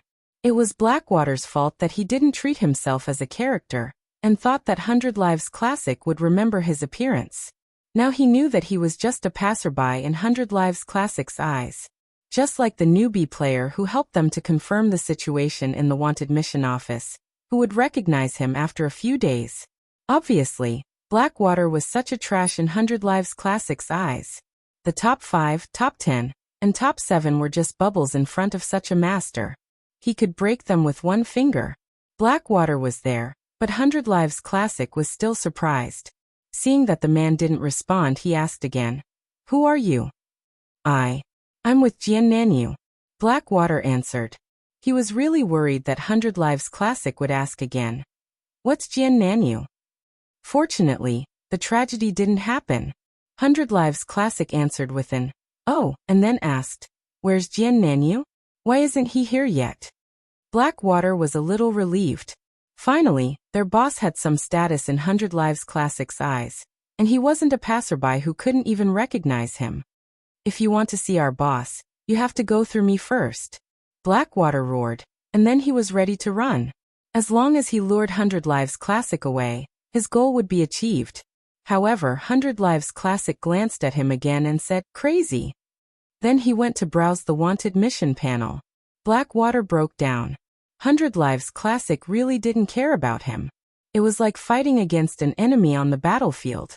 If you wanted to lure the enemy's general to chase after you, you should at least have the same amount of people.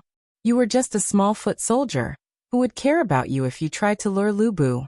If you really wanted to pester someone to attack you, you would be cut with a halberd. You wouldn't get any attention at all. That was Blackwater's current situation. He couldn't lure him, and he didn't dare to attack him. He just stood there like an idiot. In the end, Blackwater didn't even know how he retreated with shame. As soon as Blackwater came out, he ran toward the 5 people, which startled them. They thought that he was crazy. In the end, he came out, but there was still no movement behind him. It was too abnormal. This time, Blackwater had been in there for a long time. They thought he was dead, but he still didn't come out. There must be something wrong. What happened? Blackwater and the 5 people couldn't wait to ask him. Blackwater's face twisted like a bitter gourd, and he said painfully, "He didn't know me." They didn't understand at first, but after thinking for a while, they understood what he meant. Then I introduced myself. He only cared about where Danan was, and didn't want to talk to me. Blackwater said gloomily. How could that be? Then he trampled me to death yesterday. Huolini said angrily. Maybe because we met Qianli yesterday and got drunk? Qianli recognized us when he was drunk, Glue said. Qianli was better when he was drunk. 100 Lives Classic is too arrogant. Blackwater hit the wall. Hey. They glanced at him and thought, what the hell is this? All of them had their minds twisted, and now they were actually paying attention to this kind of thing. Let me go. We just fought yesterday. I can recognize him, Glue said. That's no use. I already introduced myself. He's waiting for Danan now, Blackwater said. He's too stubborn. Everyone looked at him in disdain, but at the same time, they felt wronged. He didn't even want them. Using Gulong's metaphor, it was like no one cared about a naked woman. This was a disgrace. Fight him, Dao Xiangmu shouted. Although he was a cleric, he was the more combative one among the 7 people. Calm down, don't make unnecessary sacrifices. We still have days to live. The others hurriedly persuaded him. As they persuaded, they reported the situation to Jiannanyu. Jiannanyu didn't care. You don't have to worry about it. Go do what you need to do. Let's see how long they'll wait. I'll take care of 2 of them, or even a few of them. It won't be a loss. Everyone saw that Jiannanyu was at his wit's end. They knew that Qianli wouldn't stay online for long once he was drunk. They were no match for him in the game, so they could only make a fuss here. It was basically the same as kicking the plug of the opponent if they couldn't beat him online. It was quite despicable, and Jiannanyu was forced to do this. Damn it, it's all that bitch Silvermoon's fault. The 6 of them were completely out of control. After some thought, they blamed Silvermoon for the mission. We might even have to compensate him. Fuck. They were even angrier at the thought. Let's teach this kid a lesson. The 6 of them looked at each other. They finally found someone to bully.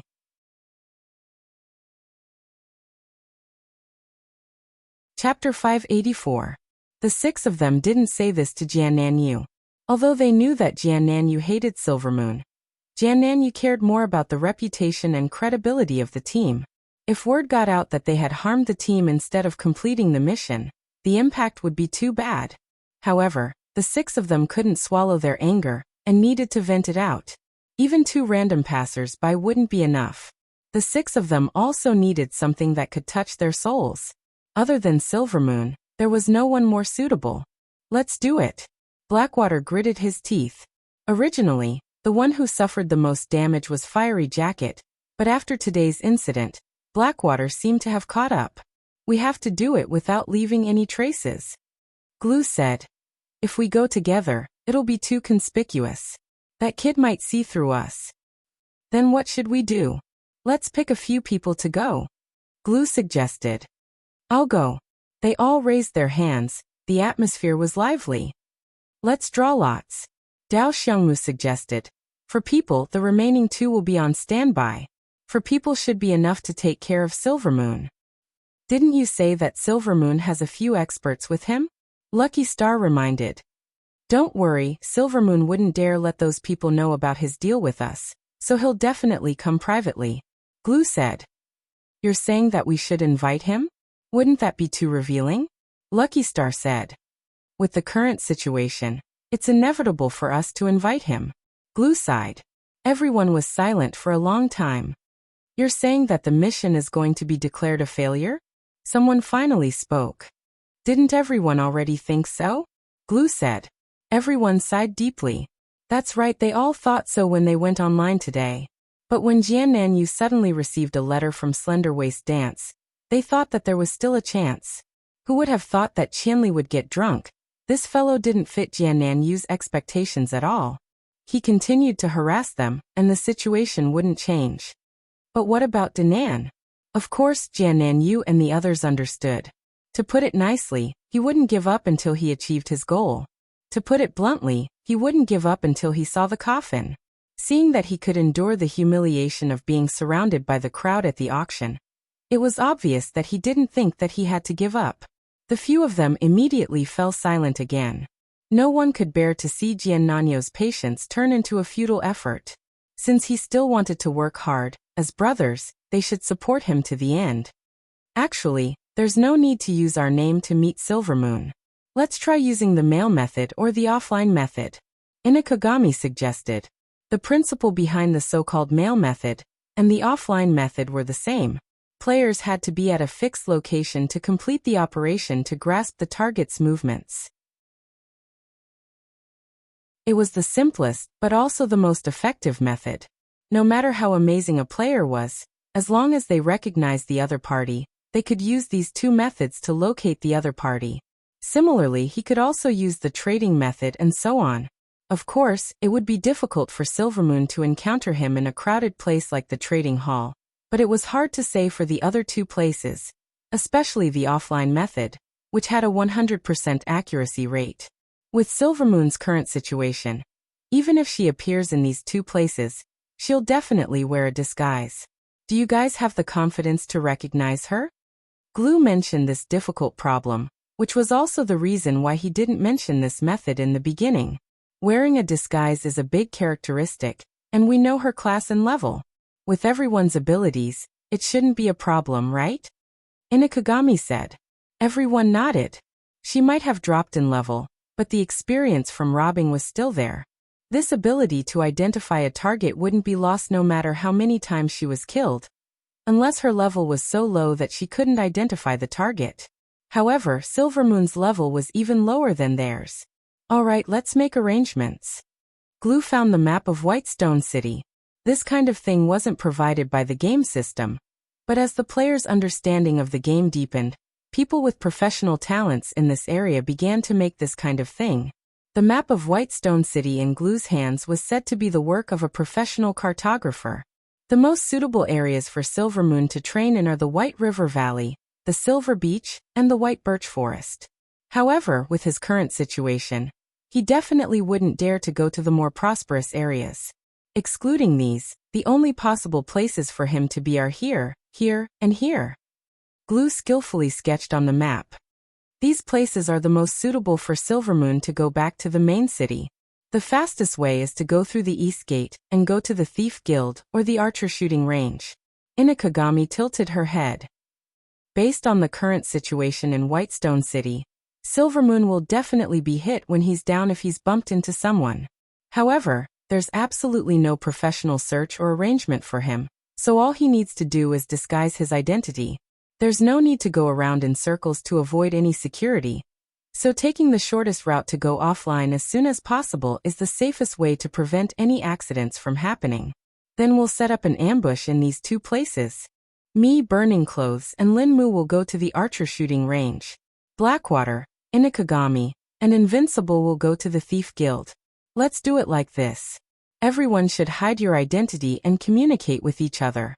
Let's go. Glue announced. Professional robbers didn't need intelligence, but rather experience. In a short few minutes, they had already sorted out their thoughts and set up a trap for Silvermoon. The two groups of 3 each headed to the 2 revival points. What made them happy was that these 2 revival points weren't the first choice after coming out of the auction house or the bounty office. In other words, they wouldn't be in danger of meeting Gu Fei and the 100-era strategist. This news made them excited. If only I could get his king's sword. Robbers were indeed robbers. Originally, they had planned to do it to vent their anger, but once they really started doing it, they were still thinking about whether or not they could get any rewards from the loot. Then let's see who's lucky. Glue smiled. Although they didn't know how long they had to wait, they weren't unfamiliar with this kind of situation. More importantly, killing Silvermoon wasn't difficult at all. They hadn't experienced this kind of relaxed atmosphere in a long time. They talked and laughed and the atmosphere changed. Everyone felt that using Silvermoon to vent their anger was a wise decision. Jian Nanyu was still in contact with the others, and prepared to set up an ambush for Silvermoon. In the end, they didn't hide it from him. Jian Nanyu didn't want to do this, but he realized that this plan made his brothers excited. This was the good thing that he hoped for. Since that was the case, he wouldn't be stingy with sacrificing Silvermoon, the trash. Although this went against their professionalism, compared to the extraordinary significance of this matter, they could rebuild their professionalism in the future. In contrast, the 6 of them were more worried about Jian Nanyu's situation in the auction house. However, Jian Nanyu simply said, "It's fine." In the auction house, there were waves of people surrounding him. Yesterday, the 2 robbers didn't hesitate to use teleportation to escape after being surrounded by the crowd, which made the crowd secretly happy. However, today's robber was really arrogant. Facing everyone's criticism, his expression remained the same. He took out 2 cotton balls from somewhere and stuffed them in his ears. He then sat on the ground and took out a handwritten copy of Butterfly Blues, Crossing the Horizon, from his pocket and read it with relish. The players were going crazy, but they couldn't do anything to him in the absolute safe zone. Some people even brought up the GM to threaten him. Jian Nanyu could only laugh at their childishness. Robbing was different from stealing accounts. They were taking advantage of the loopholes in the game. Since the game had set the rules that players would lose levels, equipment and money in PK, it was a rule in the game. The concept of malicious PK was too vague. How would they determine it? Do they want witnesses or physical evidence? Jian Nanyu had been in the online gaming circle for a long time. He didn't believe that the GM would have the time to care about this matter. Replying with players settle their own disputes was already good enough. Do you think I'm a newbie? You're trying to scare me. Jian Nanyu gave a middle finger to the players who threatened the GM, and continued reading his book. The entire auction house was in an uproar. It was a huge mess. Gu Fei, who was in the crowd, was also angered to the point of suffering internal injuries. This guy was really shameless. In this kind of situation, he was still calm and collected. He really had a lot of faith in robbing. The voices of public opinion couldn't knock him down. Looking at the situation in the auction house, the normal business had been interrupted. If there were players who wanted to get their hands on the staff, they could forget about it. The NPC was near Jian Nanyu, the core of the circle. Where could they go? They had to have superhuman willpower and perseverance. Even though Gu Fei was angry, he couldn't do anything. He didn't want to waste time with Jian Nanyu, so he squeezed out of the auction house. Slender Waist Dance and Boundless Mang Mang, who were hiding near the auction house, stuck out their tongues. That's too much. He's actually so vicious to expose someone's identity. That Han family young master seemed to have done the same thing yesterday, Boundless Mang Mang said. Jackals of the same tribe, jackals of the same tribe. Slender Waist Dance sighed. Jian Nanyu is really shameless. He still hasn't left. I heard that the 2 small fries yesterday were scared away. Boundless Mang Mang continued to compare. Even if they flew away, they would still die. 100 Generations Jingluan isn't here. He's probably waiting at the wanted mission office. That's why Jian Nanyu is hanging on. I think he wants to wait until Qianli goes offline. Slender Waist Dance had heard about how the 2 small fries died yesterday, so she could guess the plan of Gu Fei and 100 Generations Jingluan. If that's the case, Qianli really can't do anything about it, Boundless Mang Mang said. Yes, go to sleep. Slender Waist Dance prayed. However, she saw Gu Fei walking toward their hiding place. Oh no, have we been discovered? Boundless Mang Mang immediately shrank his head. That can't be. Slender Waist Dance also shrank back. He can sense killing intent. Did you show any killing intent? What killing intent? What kind of killing intent can I have against him? I didn't either. While the 2 girls were muttering, Gu Fei had already arrived in front of them. Hi. The 2 waved at Gu Fei. What are you doing? Gu Fei asked. Ahem. It's getting late. Aren't you going to rest? Slender Waist Dance asked. Gu Fei already knew what this girl was thinking. He smiled and said, What's the rush? We still have to work tomorrow. Slender Waist Dance reminded him. Didn't I tell you? I'm a teacher, Gu Fei said. What's wrong with a teacher? Slender Waist Dance wanted to say something, but Boundless Mang Mang had already pulled her back. He frowned and said to her, "It's winter break."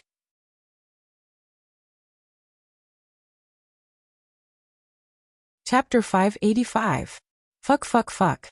Slender Waist Dance wanted to spit on Gu Fei's face. Seeing the two of them frowning, Gu Fei shook his head and said, "Looks like you two haven't realized your mistakes. Go as far as you can." Slender Waist Dance's face darkened. "That's good," Gu Fei said as he squeezed to the side of the two. He also peeked his head out from the wall and said, "I still have to pay attention to Jian Nanyu's actions." Slender Waist Dance and Boundless Mango lost their original positions after being squeezed by him. Slender Waist Dance didn't know whether to laugh or cry. She stomped her feet and complained to Boundless Mango, "Why is this person so annoying?" Boundless Mango saw that with Gu Fei here, he wouldn't be able to use these unconventional methods to get back the magic staff. He could only helplessly pat him and say, "Then keep an eye on him. If you see a buyer for the magic staff, ask him if he'll sell it to me for a high price." "That's fine. I'll ask him for you when I see him." Gu Fei nodded. "Then I'll be leaving first." Boundless Mango said goodbye to the two. Slender Waist Dance saw that Boundless Mango was actually saying goodbye to her, and was confused. "What? I'm leaving. I'm leaving too." "Why are you leaving? Aren't you going to find Jian Nanyu for revenge? You can be with Qianli," Boundless Mango reminded her. "That's right," Gu Fei interrupted without turning his head. Slender Waist Dance thought about it and realized that it was true. This was supposed to be her ultimate goal, but why did she feel so uncomfortable? "I'm leaving." Boundless Mango said goodbye and left. Slender Waist Dance stayed where she was. When she saw Gu Fei's furtive behavior in the corner, she was so angry that she couldn't help but want to stab him with a knife. In the end, before she could get into position, Gu Fei reminded her without turning his head, "Don't mess around." Slender Waist Dance banged her head against the wall. She was about to die from anger. "How long are you going to wait?" Slender Waist Dance asked. "Until he comes out," Gu Fei said. "What kind of grudge do you have against him?" Slim Waist Dance was puzzled by Gu Fei's persistence. "Getting rid of evil for the people," Gu Fei said. Slim Waist Dance was speechless. She didn't know how to comment on such behavior. What if he doesn't come out? Slender Waist Dance gritted her teeth as she spoke. "I'm prepared." Gu Fei reached into his pocket and took out a book. "If he can read, why can't I?" "Where did you get the books?" Slim Waist Dancer was stunned. "I don't know about his. Mine was made by the students of Encyclopedic Scholar," Gu Fei said. "The Scholar of the 100 Lives is also a teacher?" Slender Waist Dance's last glimmer of hope was shattered. She originally thought that Gu Fei was a teacher, but the Scholar of the 100 Lives couldn't possibly be one as well. If that was the case, Gu Fei could be there, but the Scholar of the 100 Lives would still have to go offline. In that case, Gu Fei wouldn't be able to take care of both sides by himself. In the end, it's more or less the same. Gu Fei didn't explain much. He turned around and smiled at Slender Waist Dance. "Anyway, you know that there's a winter break." "Ah!" Slender Waist Dance roared in her heart. "What book are you reading?" Slender Waist Dance, who had regained some of her vitality, went over to take a look at Gu Fei's book. Gu Fei showed her the cover, 8 Extremities Door. "What's this?" "It's about 8 Extremities Fist," Gu Fei said. "Let me see." Slender Waist Dance thought that since she really had to squat like this, reading was indeed a good pastime. She would trick this guy into giving her the book, and let him squat until he died of boredom. Gu Fei didn't think much of it and handed the book to Slender Waist Dance. Slender Waist Dance flipped to the first page. The first sentence was, "Beyond the 9 states, beyond the 8 yin, beyond the 8 hong, beyond the 8 hong, there are 8 extremities." Slender Waist Dance's hand trembled, and the book fell to the ground. Gu Fei hurriedly picked it up, afraid that the book would be refreshed. Even if the Night Streak sword fell to the ground, he wouldn't be this nervous. Just as he was about to say a few words to Slender Waist Dance, he saw that the girl had already run away crying. "If you don't understand, you can ask me. Seriously." Gu Fei muttered as he dusted off the book. Slender-Waist Dance, who was crying, quickly caught up to Boundless Mang and hugged Boundless Mang. I'll never play with monsters again. Slender-Waist Dance cried. Inside and outside the auction house, the Wanted Mission office, the archer shooting range, and the Thieves' Guild. 9 people, 5 places and 2 books. Everyone was waiting for their own targets. Time passed by slowly, and nothing changed in any of the places. Those who were supposed to come never came, and those who were not supposed to come kept swarming in. Ah, this paragraph is well written. Gu Fei blabbered on about the paragraph in the book, and sent it to Encyclopedic Classics. Yeah, I like this paragraph too. Encyclopedic Classics received the message, and had an intense discussion with Gu Fei. Jian Nanyu was even more engrossed in the story. He held the book in one hand and stretched out 2 fingers of his other hand as if he was pinching a fly. The onlookers were very confused.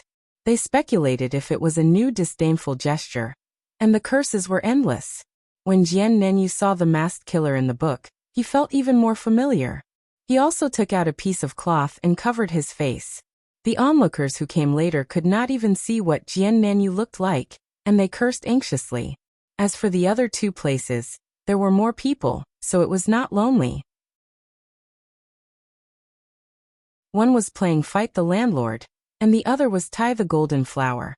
They were games that Jian Nanyu and his team often played when they were waiting for their targets. They would not feel bored no matter how long they played. In the blink of an eye, it was already 11 o'clock. Under normal circumstances, it was time for Gu Fei to go offline. Gu Fei was Jian Nanyu's assassination target.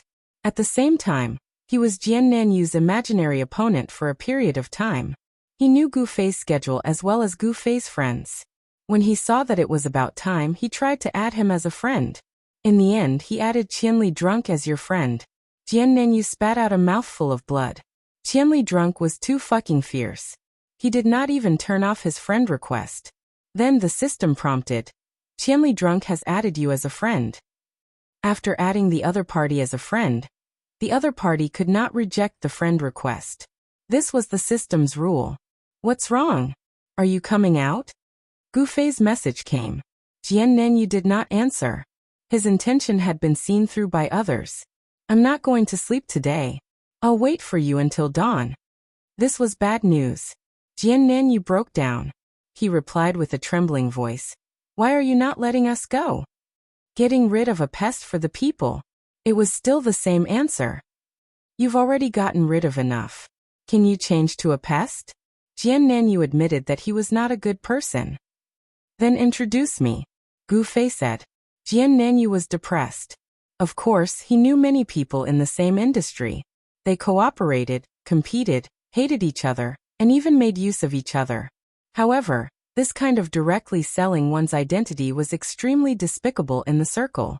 Jian Nanyu had a good character and did not want to be so unprincipled. Also, 100 Eras Scholar doesn't sleep either. The bad news came one after another. Jian Nanyu was not in the mood to read novels anymore. What will it take for you to let us go? In the end, Jian Nanyu gave in. He had already admitted that he wasn't his opponent, but he never thought that the other side would sacrifice so much time to waste with him. After all, there were benefits to him wasting time, but the other side did not have such benefits. To kill one person, he sacrificed a week of time. A week was very precious in the game. Jian Nanyu understood the ways of the game. He knew that the more skilled a player was, the less likely they would make such a sacrifice. For example, Sword Demon and the others might not be willing to waste a week like this. However, this Qianli Drunk was an anomaly. As an in-game player, he was too unprofessional. I've never thought about this problem. Gu Fei was speaking the truth. He really hadn't thought about it. Even though losing a level was a heavy punishment, they couldn't be killed. As long as they turned their heads, they could stand up again, turning over a new leaf. That was even more ridiculous. Gu Fei didn't think that he was strong enough to change their minds. Forcing them was even more unscientific. He could guard here for a day or two, but could he guard here for the rest of his life? What a sharp question. Gu Fei scratched his head. Jian Nanyu was even more depressed. This was the same as chasing them for no reason. There wasn't even a reason. Did he have to give up on robbing? Fuck. Why did I come to the game if I didn't rob? Was I supposed to go back to farming gold? Jian Nanyu had been a professional gamer for many years, but he didn't have any ambitions. He had never thought of setting up a studio to make a proper living. He advocated freedom and just wanted to do some work for himself. As long as he didn't starve to death, it was fine. In his early years, he had been doing the simplest, low-end jobs like farming gold. As his gaming skills improved and he gained some opportunities, he also did some high-level jobs like gold farming. The rules of the game in the parallel world and the huge group of players made him set his sights on robbing people. Jian Nanyu was a famous professional gamer, but he wasn't a top expert like Sword Demon or Yutian Shunming that everyone knew. Jian Nanyu? Oh, I know, professional. Jian Nanyu's reputation in the online gaming circle could be summed up in 2 words: professional. After he arrived in the parallel world, he crazily leveled up in order to find a way out. He killed his way to the top 5. Jian Nanyu had a good eye. The robbing industry in the parallel world was very popular. As the saying went, it was easy to go from frugality to extravagance, but it was difficult to go from extravagance to frugality. He obviously couldn't accept doing the most difficult and tiring job of farming gold like he did in the beginning. If he wanted to change his profession, he would have to find a more profitable job. There were indeed such jobs in the parallel world. Take the map with glue for example. The market price for such things that were hand-drawn by players wasn't low.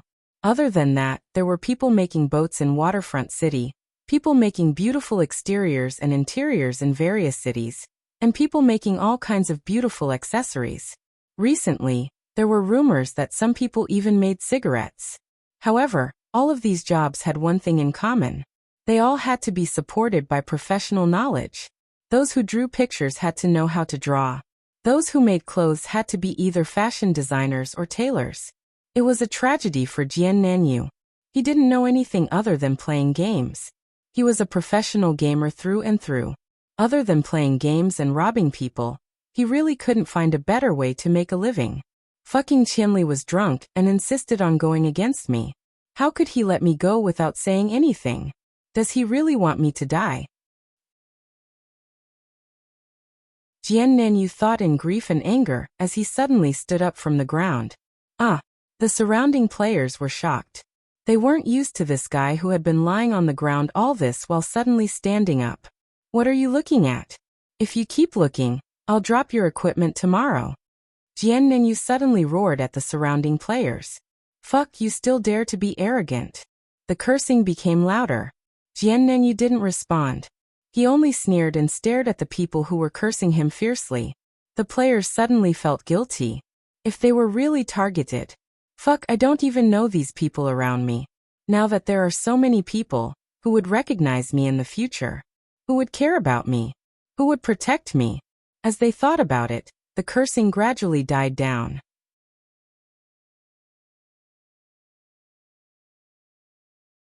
Chapter 586. Azure's words gaze swept across the crowd coldly, showing an aura of disregarding life and death. The spectators became more and more diffident. Many people had already chosen to avoid Azure's words gaze. There were also many who hid their faces. As the saying went, one could be a thief for 1,000 days, but one couldn't guard against a thief for 1,000 days. Moreover, in the game, one couldn't catch or kill a thief. It could be considered a lifelong career. What about normal players? Could it be that they had to guard against thieves for their entire lives? Especially those who stood at the front of the crowd, they were filled with regret. They felt that they had caused a lot of trouble. Even if they washed up, they would still leave behind a stench. They hid their faces and turned their heads, wanting to retreat. Azure Sword also walked out proudly under such a situation. The players thought that it was best for him to leave now. Anyway, they had been confronting each other for so long. Since they had already offended him, it was useless to be afraid. If he dared to go out, they would kill him. After that, he would flee far away. He wouldn't be able to find him. With this thought in mind, no one stood up to stop Azure Sword. Many people were already waiting for him to go out and get rid of a pest for the people. What was the point of hiding now? If he really wanted to, he would have already been targeted. Unexpectedly, Jian Nanyu didn't walk out of the crowd. Instead, he walked up to an auction booth from the crowd and started fiddling with his keyboard. The players who followed closely behind him looked at the interface he was operating. The search term was teleportation scroll. Fuck, someone shouted. This guy was going to use the teleportation scroll to disappear. It meant that he was still afraid. Guilty conscience, evil can't defeat justice. These were indeed the truth. With this thought, the players became excited again. The guy who was preparing to sneak up on Azure Sword also revealed himself openly. He waved the scroll and circled above his head, cursing loudly. Azure Sword ignored them. After searching, there really were teleportation scrolls in the auction house. According to current research, the drop rate of teleportation scrolls from spell-type monsters around level 50 was obviously higher. However, killing a level 50 monster that was 10 levels higher could only be done by an extremely strong team. In addition to the drop rate was still extremely limited. However, it was no longer the kind of high-end stuff that ordinary people had never even heard of. However, with the current production rate and the fact that it was a consumable item that could only be used once, there weren't many people who would treat it as a common item. In the eyes of ordinary players, it was basically an act of throwing money into the water and listening to the sound. Jiannan Yoshi was here to earn money from the game, so it was even more impossible for him to do such a thing. Unfortunately, he was forced into a corner. Looking at the string of numbers behind the teleportation scroll, he felt his heart shatter. He gritted his teeth for a long time before slamming it down. Jiannan turned around and someone immediately shouted, "Don't let him go." At this moment, the scroll had been won. However, Jian Nanyu still had to make a trip to the NPC who had delivered the scroll to obtain it. Jiannan coldly stared at the player who shouted and nodded. "I'll remember you." This player couldn't help but feel a chill in his heart. Just a moment ago, he thought that Sword Southbound had a guilty conscience, and that evil would definitely lose. Now that confidence was gone for some reason. He shrunk his neck, but he had no choice but to encourage himself. He stuck out his chest and said, "Who are you trying to scare?" Lolly's Saber, Strength Agility type. Current market price is 200 gold. Karen's Armor. Not bad, but the stats are average. Market price is at most 100 gold. Control Ring. This is not bad. Magic Defense Ring. Ice, Fire and Lightning magic resistance increases. Although the increase is a bit low, 500 gold is not a problem. Vitality Emblem. Increases agility. It's a waste for you to use it. If you sell it to an archer or thief, it should be worth 300 gold. Jian Nanyu spoke slowly, and actually commented on this player's equipment from head to toe. As he spoke, he took out a pen and paper to record everything he said. In the end he sighed and said, "Everything on your body.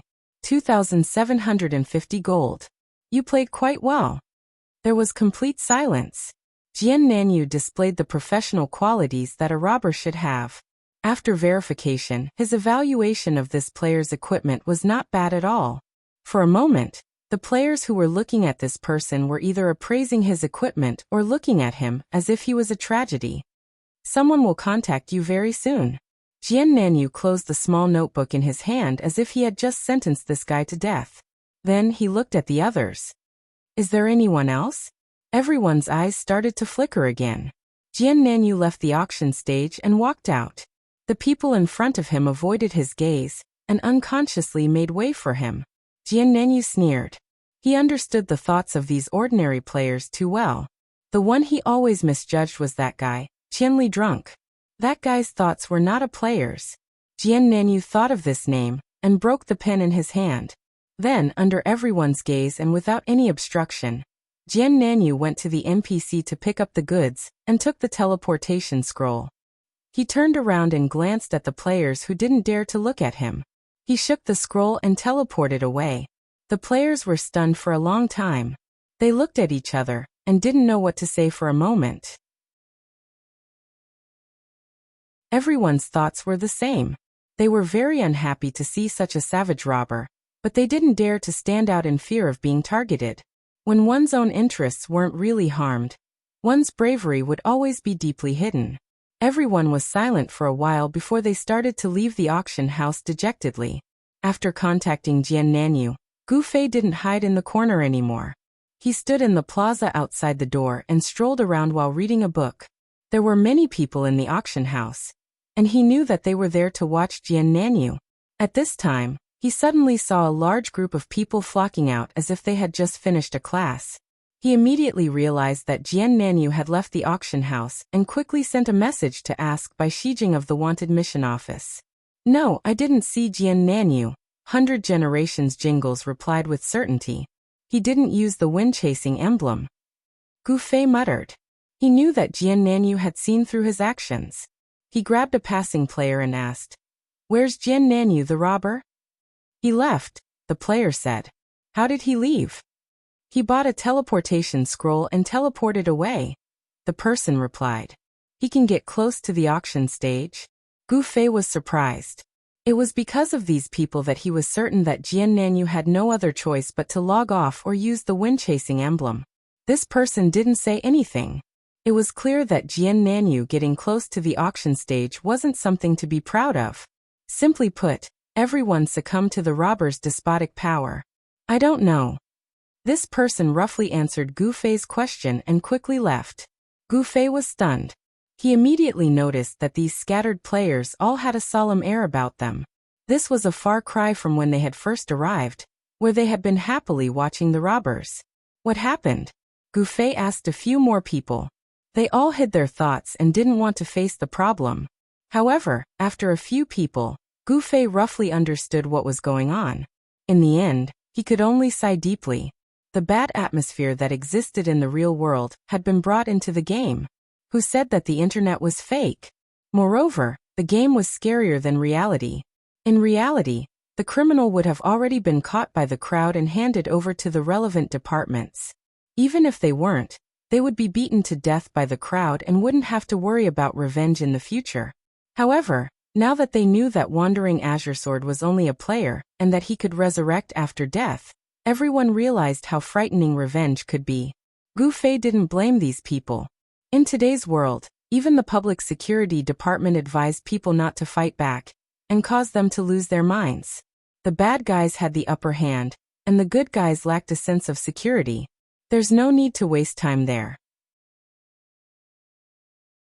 Jian Nanyu has already escaped. Gu Fei sent a message to 100 Reincarnations Jingluan. Ah, where did he go?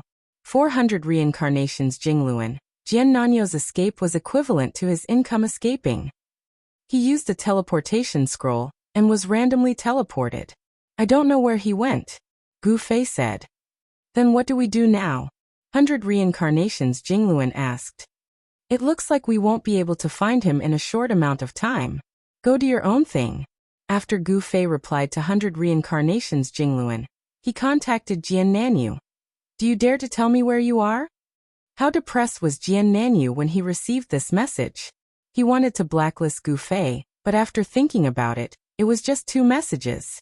Although it was mentally stimulating, it wasn't a big deal as long as he was strong enough. Who knows, he might even be able to get some useful information from it. He allowed Gu Fei to become his friend. Of course, he didn't reply to the "do you dare or not" message. He, who had just been teleported, was currently studying his location while contacting his brothers. "With Qianli around, we won't have a good time." Jian Nanyu went straight to the point. "What?" The 2 teams of 3 were playing Landlord and playing Golden Flowers.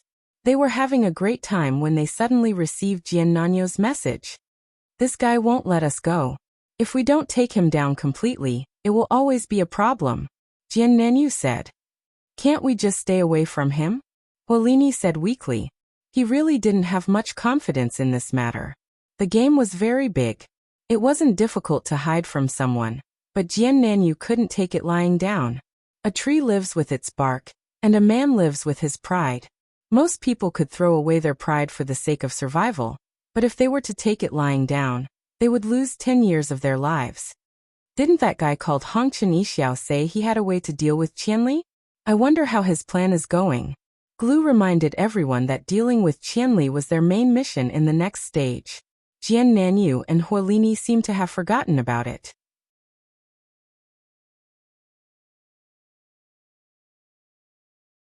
Chapter 587. That guy. On Hong Chenxiao's side, Jian Nanyu had forgotten that Silvermoon's guess wasn't wrong. Jian Nanyu and the others had already made up their minds not to accept quests related to Qianli's Get Drunk.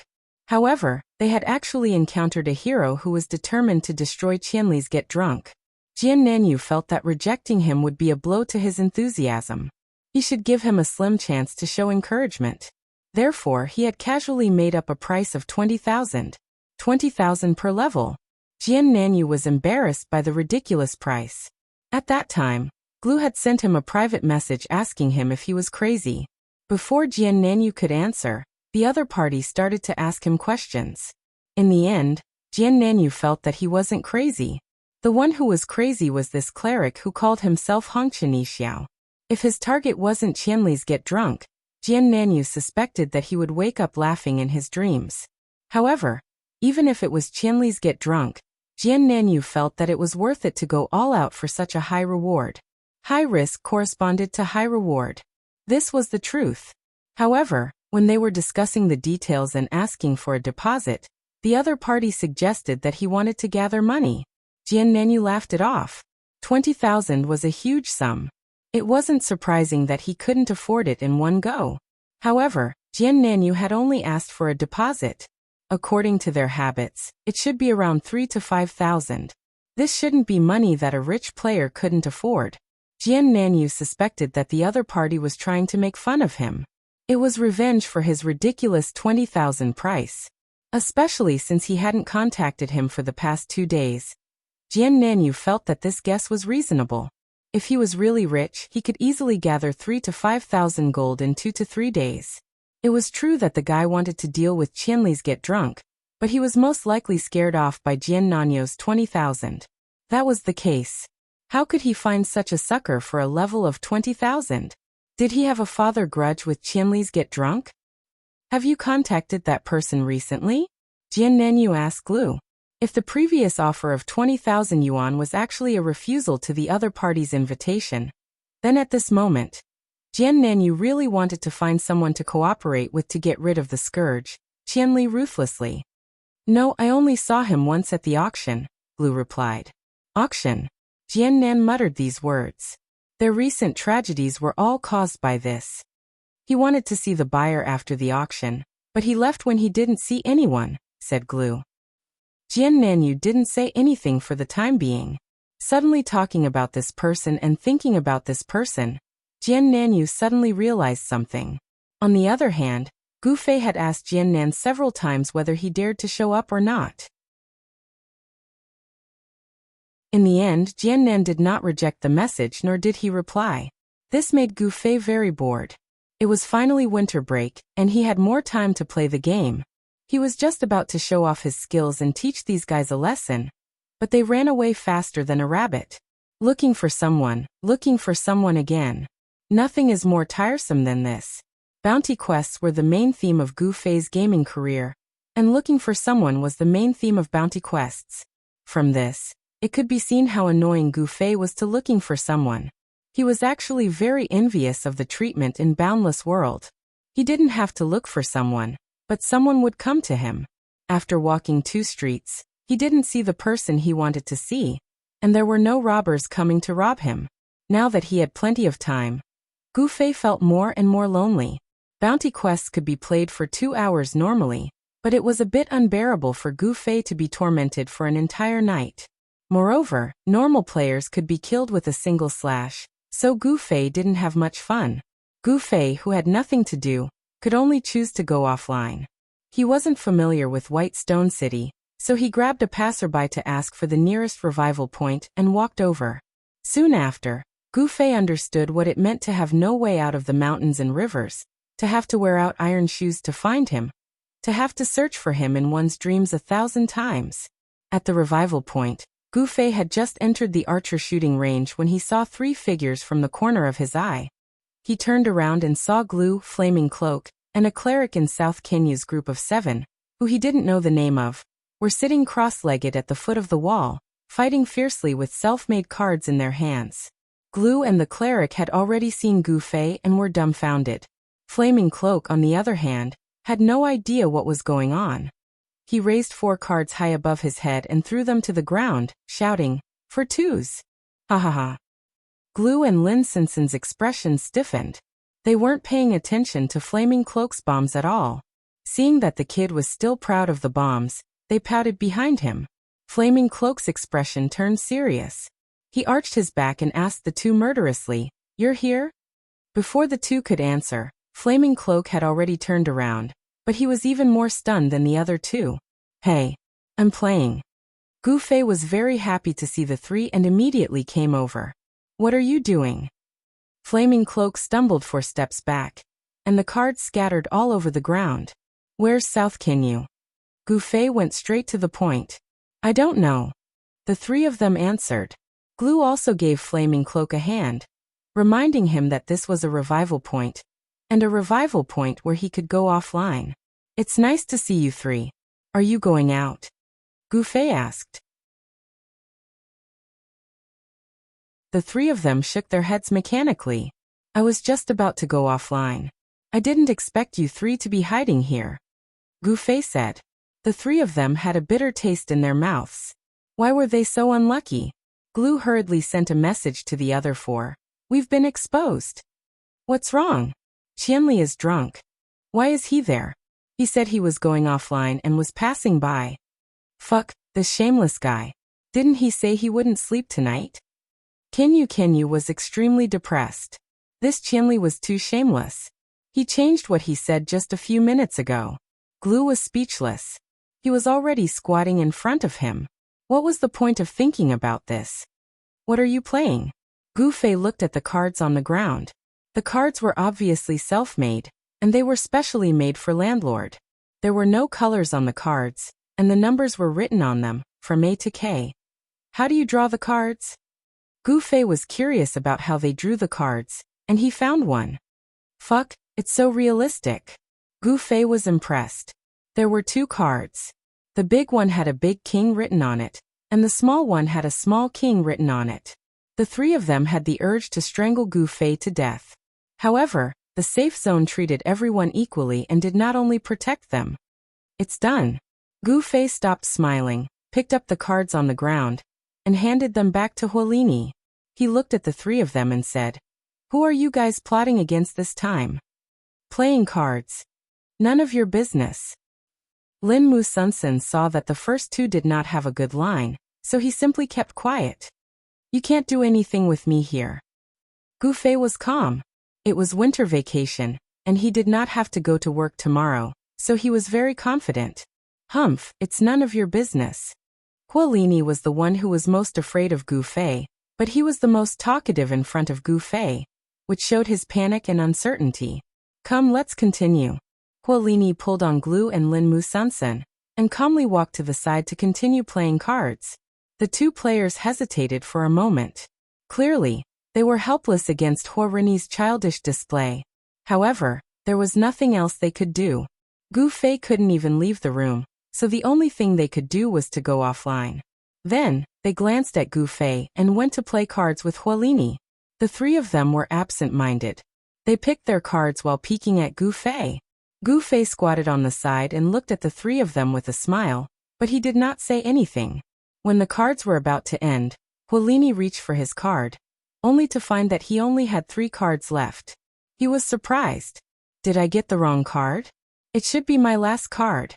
Those who played cards often could tell that the number of cards wasn't right. There should be 1 more card in the Flaming Cloak. One is missing? Huolini looked around. His cards had fallen on the ground, and he wondered if one of them had been blown away by the wind. When he saw Gu Fei's cunning smile, Huolini immediately realized something. "You hid 1 card from us, didn't you?" "Nonsense," Gu Fei said calmly. "I did hide 4 cards." "Fuck. Give them back." Huolini was furious. "Didn't I tell you? You can't do anything as long as I'm here." As he spoke, Gu Fei shook his hand, and the 4 cards appeared between his fingers. Then he loosened his fingers, turned his wrist, and chanted, "Dual Flame Flash." A flame ignited between Gu Fei's fingers, and the 4 cards were enveloped by the flame. Although a mage's flame required the support of magic power, and could only burn for a short period of time. A piece of paper was so flammable that it was enough for it to be surrounded by the flame. When the flame dissipated, it had already turned into 4 pieces of white ash, which could be blown away by the wind. Can't I draw again? Huolini fumbled for a pen and paper in his pocket, ready to start drawing again. That's enough. Glue stopped Huolini from being angry. After calming himself down, he looked at Gu Fei and said, "What's the point of wasting time with us? It's easy for you to waste time for a day or two, but do you want to waste time like this for the rest of your life?" Gu Fei smiled. "Of course not, but I happened to run into you. I pretended that I didn't see anything, and I couldn't sleep for the whole night. There are 7 resurrection points, but why did you have to choose the one that I went offline? Why didn't you say that you chose this one?" Huolini roared.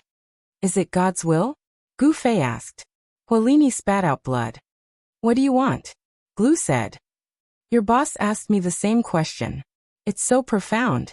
I've been thinking about it. Actually, I can't do anything to you. But the problem is I don't know if you're unlucky or if I'm unlucky, but I keep bumping into you. It's not my style to ignore you when I bump into you.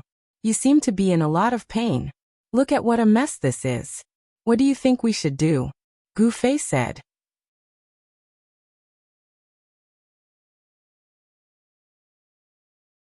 Chapter 588. What should they do? Gu Fei couldn't answer this question, so he mercilessly kicked the question back to Glue and the others. Of course, he meant that if they showed a good attitude, he might consider letting them go. But now, everyone understood why Gu Fei kept pestering them. This was the legendary roar when one saw injustice on the road. It was just that Gu Fei's voice was unexpectedly full of energy. After roaring for so long, he still wanted to roar. This made Jian Nanyu and the others very uncomfortable.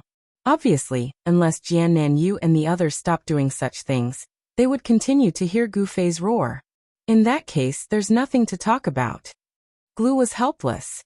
They really wanted to negotiate with Gu Fei, but Gu Fei's demands were too high. He wanted them to give up their careers. "How stubborn," said Gu Fei. He knew that these guys wouldn't give up so easily. After all, this was just a game. In reality, they wouldn't give up? Their legs would be broken. Let's see if they were still stubborn. Gu Fei thought about it cruelly. The negotiation broke down, but Gu Fei wasn't anxious at all. Instead, he was interested in what the 3 of them were going to do next. The 3 of them murmured and glared at Gu Fei. "We can't mess with him. We'll hide." After saying that, the 3 of them did not get up and went offline without any hesitation. Gu Fei smiled and went offline. Half an hour later, 3 white lights flashed in the archer shooting range. Glue, Firecloak, and Lin Sunsun returned to the game. The first thing he did when he logged on was scan his surroundings. He did not see Gu Fei anywhere. As soon as you logged off, Qianli left drunk. Jian Nanyu messaged Glue.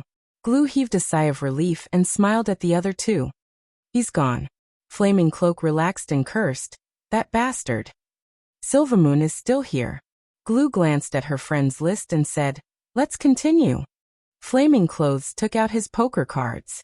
Gu Fei had burned 4 of them, so he had to check which 4 were missing before he could make up for it. Flaming Clothes mumbled as he counted the cards. Speaking of which, didn't Silvermoon and Qianli have a grudge? Actually, if we tell him that we are preparing to ambush Silvermoon, he might not cause us any trouble this time. Fire-Searing Robe didn't get a response from her companions. She looked up and saw the 2 of them staring at Fire-Searing Robe with petrified expressions. "You know way he." Huoreni slowly turned around and saw Gu Fei's face, which he hated the most, less than half a meter away from him. "The missing cards are 4, 8, 9 and Q, Gu Fei told him. "Fuck, why are you here again?" Huoreni screamed. "I went offline for supper, took a shower, and then returned to the game. I didn't expect you guys to be here again," Gu Fei said. The 3 of them were so depressed that they wanted to die. "So you are planning to ambush Silvermoon?" Fire-Searing Robe didn't know that when Gu Fei came online, so Gu Fei heard everything he said. "I don't understand. Silvermoon deserves to die, but isn't he the one who hired you to get his staff?" Gu Fei asked. The 3 of them burst into tears. Why did they suddenly turn around and attack Silvermoon? To put it bluntly, wasn't it because Gu Fei was constantly causing trouble for them, causing them to have no place to vent their anger? But now it was Gu Fei who asked them this question. How were they supposed to answer him? Should they tell Gu Fei that they needed to vent their anger on Silvermoon because they were bullied by him? Obviously, they couldn't tell Gu Fei that. For example, Fire Searing Robe was afraid of Gu Fei in private, but in front of Gu Fei, he had to pretend to be fierce. Gu Fei looked at the three of them, hoping that they could give him an answer. The three of them clenched their teeth and refused to tell Gu Fei the reason. Water-breaking Arrow and the others should be with Silvermoon right now. If you want to deal with Silvermoon, aren't you going to make them your enemies too? Didn't they help you a few days ago? Why is your relationship so messy? Gu Fei was really confused at this time. That day, when he was about to kill Jiannanyu, Water-breaking Arrow suddenly appeared and covered Jiannanyu's escape. Gu Fei had always thought that Silvermoon, Water-breaking Arrow, and Jiannanyu were on the same side, but now it seemed like that wasn't the case. Messy too messy. He's with Silvermoon? Didn't they say? Fire Searing Robe suddenly shut his mouth after saying these few words. Didn't they say what? Gu Fei asked. No one paid attention to Gu Fei. Glue immediately contacted another group to continue talking. There was a huge mistake in their plan to ambush Silvermoon. At the beginning, Glue's plan was to give up on the quest and meet up with Silvermoon. Because Silvermoon had secretly hooked up with them, they were sure that he would come alone. But after seeing Jiannanyu's persistence, they couldn't bear to let him go, so they changed their plan to wait for him. In the end, this had messed up both plans. Based on the current situation, there was no guarantee that Silvermoon would come alone. If the four of them came together, they obviously wouldn't be able to set up an ambush in a group of three. If that's the case, we can only find out where Silvermoon went offline and wait for him to come online. Glue said. That's the only way. Inagami of the other three replied. Leave one person to guard that side. Glue said. Okay, tell Lin Mu to guard your side. You and Searing Robe hurry up and level up. We can't get out. Glue said helplessly. What's wrong? Qianli is still here. Didn't he go offline? He's back up again. Fuck, how despicable. Inagami felt depressed for Glue and the others. Alright, you don't need to worry about us. You guys go settle your side. Glue said. What's going on with you guys? Gu Fei asked. The three of them still didn't answer. Gu Fei was at a loss, which made the three of them feel extremely satisfied. Not saying. Gu Fei asked again. The three of them laughed but didn't say anything. Alright, no matter what, taking care of Silvermoon is a very meaningful matter. I won't disturb you guys anymore. After Gu Fei said this, he actually turned and left the safe zone. The three of them were very surprised. They practically followed his butt to the door. The three of them didn't dare take half a step out of the door. They just watched as Gu Fei waved at them and disappeared into the streets. What's this guy up to? The three of them looked at each other and told the other brothers. Everyone was at a loss. What's this guy up to? At this moment, Gu Fei was also at a loss. He couldn't understand the relationship between Hongshan Yixiao, Silvermoon, and Jiannanyu. Where? Gu Fei suddenly sent a message to Hongshan Yixiao. Yixiao's internal injury. He really couldn't adapt to Gu Fei's unrestrained straightforwardness. Didn't this guy realize that they were enemies now? Could he not use such a casual tone to talk? Yixiao himself had the qualities of an enemy.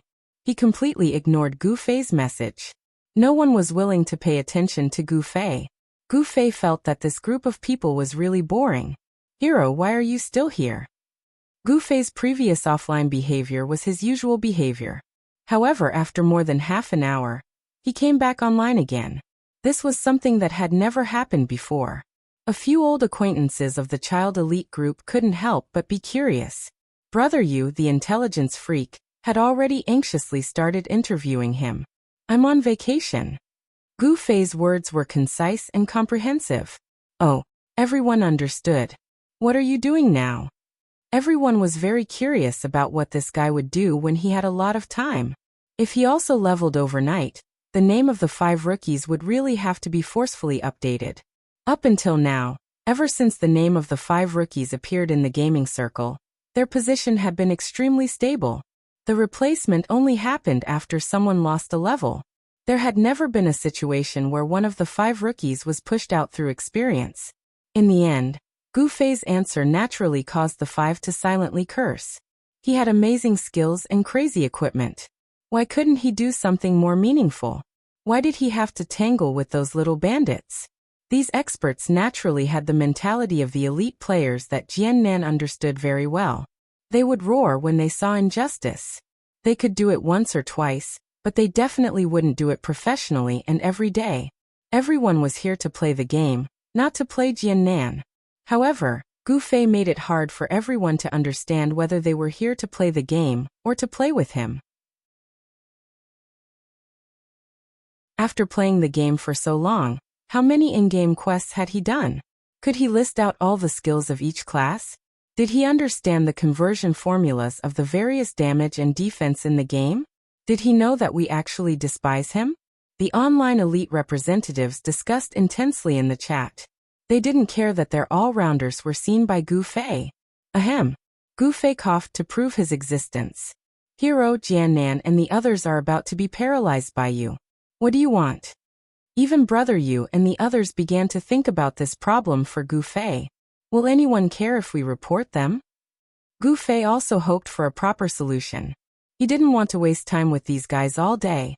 Half of the 7 players weren't even level 40.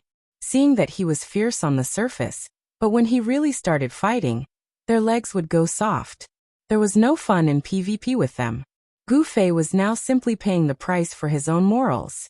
Who the hell cares? Brother Yu got angry when he mentioned this. Even people from the company ran into the game and reported it. They said that they were going to investigate, but there's still no reply. You mean Hongchen Xiao? Gu Fei asked. Yeah. This guy said that he wanted to deal with me. Why didn't he do anything? I sent him a message, but he didn't reply. Gu Fei also criticized. The 5 were speechless. They thought to themselves, how cheap are you? This guy is really hopeless. Brother Yu sighed to the other 4 beside him. Due to the fact that they were in a foreign land, coupled with the fact that they had been repeatedly schemed against by Yi Xiaowu's group, the 5 members of Gongzi's elite party were currently gathered together to level up. They could have easily resolved their previous discussions verbally, but they did it in the channel for Gu Fei to see. As traditional players, they couldn't stand Gu Fei's new and unconventional playstyle. With his skills and equipment, even if he's a few levels lower than normal players, it doesn't matter. Han Family Young Master said. Then why are we talking so much nonsense? Brother Yu was at a loss. Are you stupid? If he could come with us, how much more efficient would our leveling be? Look at that trash. Fuck, he's lost again. Han Family Young Master pointed at Yutian Shenming. He had just chased after a monster and ran a little too far. He couldn't tell north from south and ran in the opposite direction of the team. Brother Yu wiped his sweat. This guy just wanted to lure Gu Fei over to do hard labor. He really shouldn't have thought of him as being so pure. But if Gu Fei really was here, Brother Yu felt excited after imagining it. For a moment, he felt that Sword Demon and the others weren't good enough. Comparing oneself to others was really infuriating. After leaving the archer shooting range, Gu Fei actually didn't really want to leave. He still wanted to stay, but he insisted on squatting in front of Glue and the others. This kind of compliance was a little silly. Only by staying in the dark could he see the situation clearly. After leaving the resurrection point, Gu Fei bought some snacks from a chef player on the nearest trade street. He also went to the tavern to buy some alcohol as a drink. After walking around the archer shooting range, he chose a good place and settled down to eat, drink and read books. From time to time, he glanced over there for any movements. Gu Fei didn't treat himself badly. Around 2 in the morning, nothing happened. Suddenly, he received an unexpected message. Teacher, you're still here. Gu Fei was shocked. He quickly looked at the name. It was actually his group of students. It wasn't easy for these guys to have winter vacation. Naturally, they were even wilder than Gu Fei. Gu Fei pulled out his friends list and entered the student group. There were 24 people, and now 20 of them were lit up. Fuck. Gu Fei wiped his face. Before he could reply, another message came. Teacher, open up the friend list. Gu Fei replied with a aha as he opened up his friend list. In an instant he received 6 system notifications. 6 people had added Gu Fei as a friend, and then started chattering about who they were and who they were. Gu Fei was a physical education teacher. He didn't know all the students. None of the names were familiar. He added these 6 people and threw them into the student group. At the same time, he looked at the information of these 6 new people. Some of them weren't even level 10. They must have joined the game to cater to the winter vacation. Of course, there would be exams before the winter vacation. In order to prepare for the exams, these students hadn't come online for a while. After accumulating for a long time, they were very enthusiastic. All 20 people privately messaged Gu Fei. Gu Fei was on the verge of breaking down. Where are you, teacher? I haven't seen you in a long time. Teacher, we just entered the game. Come and teach us. Teacher, I heard you're a super expert. Come and show us. Teacher, I saw your Night Streak sword on the forum. It's so awesome.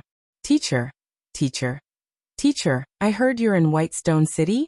We're planning to come over too. Finally, Gu Fei saw this message. It was from AFA, that bastard who sold him out. How did you guys know? With so many messages, he couldn't answer all of them. Gu Fei could only choose a few to reply. I saw it on the forum. Teacher, why did you sell such good equipment? IFA gossiped.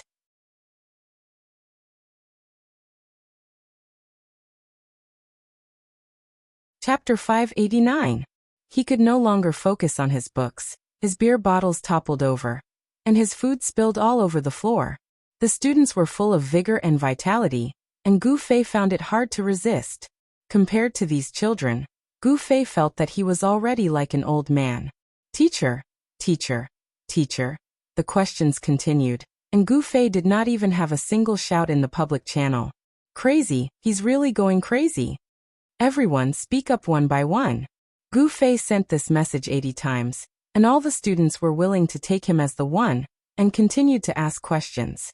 Other than going offline, Gu Fei could not think of any other way to get rid of this. He hurriedly packed his stuff and ran to the safe zone. In the safe zone, although Glue and the other 2 had seen Gu Fei leave, they did not let their guard down.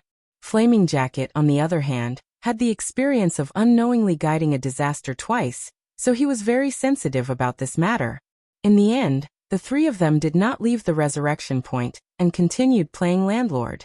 In the end, they saw Gu Fei running madly into the safe zone as if he was being chased. The 3 of them were shocked, and before they could say anything, Gu Fei casually nodded at them and went offline. Their eyes suddenly lit up.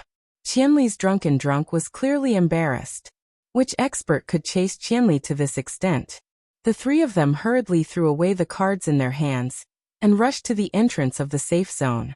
It was a barren land outside, and the players who passed by were like passers-by. There was not a single trace of expert aura on them. The 3 of them were stunned for a moment, and when they turned back to look at the place where Gu Fei had disappeared, they were confused again. Gu Fei did not intend to leave without returning, so he took a roundabout route. He first pretended to go offline, and then went back online invisibly. The advantage of going online invisibly was that his name would not be revealed, and the system would not help him notify others. He could then slowly communicate with these students. Gu Fei couldn't help but shiver when he thought about how these students would have the same amount of time as him in the coming month. Glue and the other 2 were still at a loss. 5 minutes later, a white light flashed and Gu Fei was back online. The 3 of them were stunned. Gu Fei smiled at them and sent a message without moving. He must be in a hurry to pee. Horini speculated. Oh, probably. Hui Yuhao hastily ran over and logged off for 5 minutes. The 3 of them didn't dare to think about anything else. Initially, Gu Fei did not want to send a message to AFA. This fellow who had betrayed him before was not trustworthy. However, after scanning through the list of IDs, Gu Fei could not match them to the real person. After a long while, he had no choice but to contact AFA. Don't tell anyone that I'm here.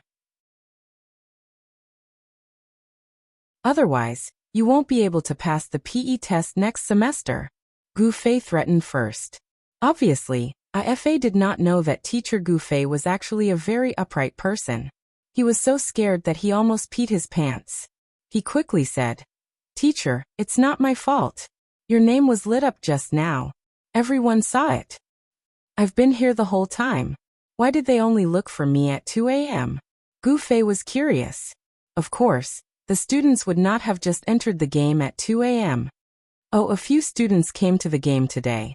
At the beginning, everyone brought them along. After playing for a whole night, they were all tired, so they wanted to look for you to play," Ifa said. Gufei was ashamed. He realized that he really had the protagonist's disease. He thought that if the students wanted to contact him, they should have done so immediately. However, in reality, there was a generation gap between the students and Gufei, be it in terms of age or occupation.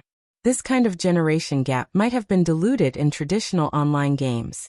However, in this completely realistic environment, coupled with the fact that both parties knew each other in real life, the final result was that the gap was completely brought into the game. Obviously, these students did not really treat Gufei as their core friend. Today's incident was a good example. They had had enough of fooling around and were feeling a little tired. Suddenly, they realized that such a person was still lit up in their friend list. Only then did they remember that there was a teacher like Gufei in the game. Thinking back to Gufei's voice, most of them were asking for money, equipment, missions, and even performances from Gufei. In summary, they were just making fun of Gufei. These guys. Gufei did not know whether to laugh or cry. "Teacher, are you in Whitestone City? How do I get to Whitestone City?" Ifa asked. After thinking it through, Gufei knew that these students said they wanted to come to Whitestone City not because he was here. Gufei was just a physical education teacher. Their teacher-student relationship was not that close. He immediately replied, "What are you guys doing in Whitestone City?" Gufei had already made up his mind. If this brat dared to shamelessly reply to "see you," he would definitely teach him a lesson next semester. As expected, a young man's temperament was not that complicated. Ifa was very frank. "I've played in Cloud City for a long time. I want to change to a main city. I heard that the main cities in the game are different." As expected. "Teacher, where are you?" "Then we'll come too." This was just a matter of pushing the boat with the current. Gufei was not the main reason they wanted to come. Not at all.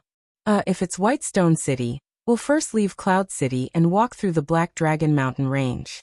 After that, we'll reach Moonlit Night City. From there, we'll walk in the direction of Moonlit Village.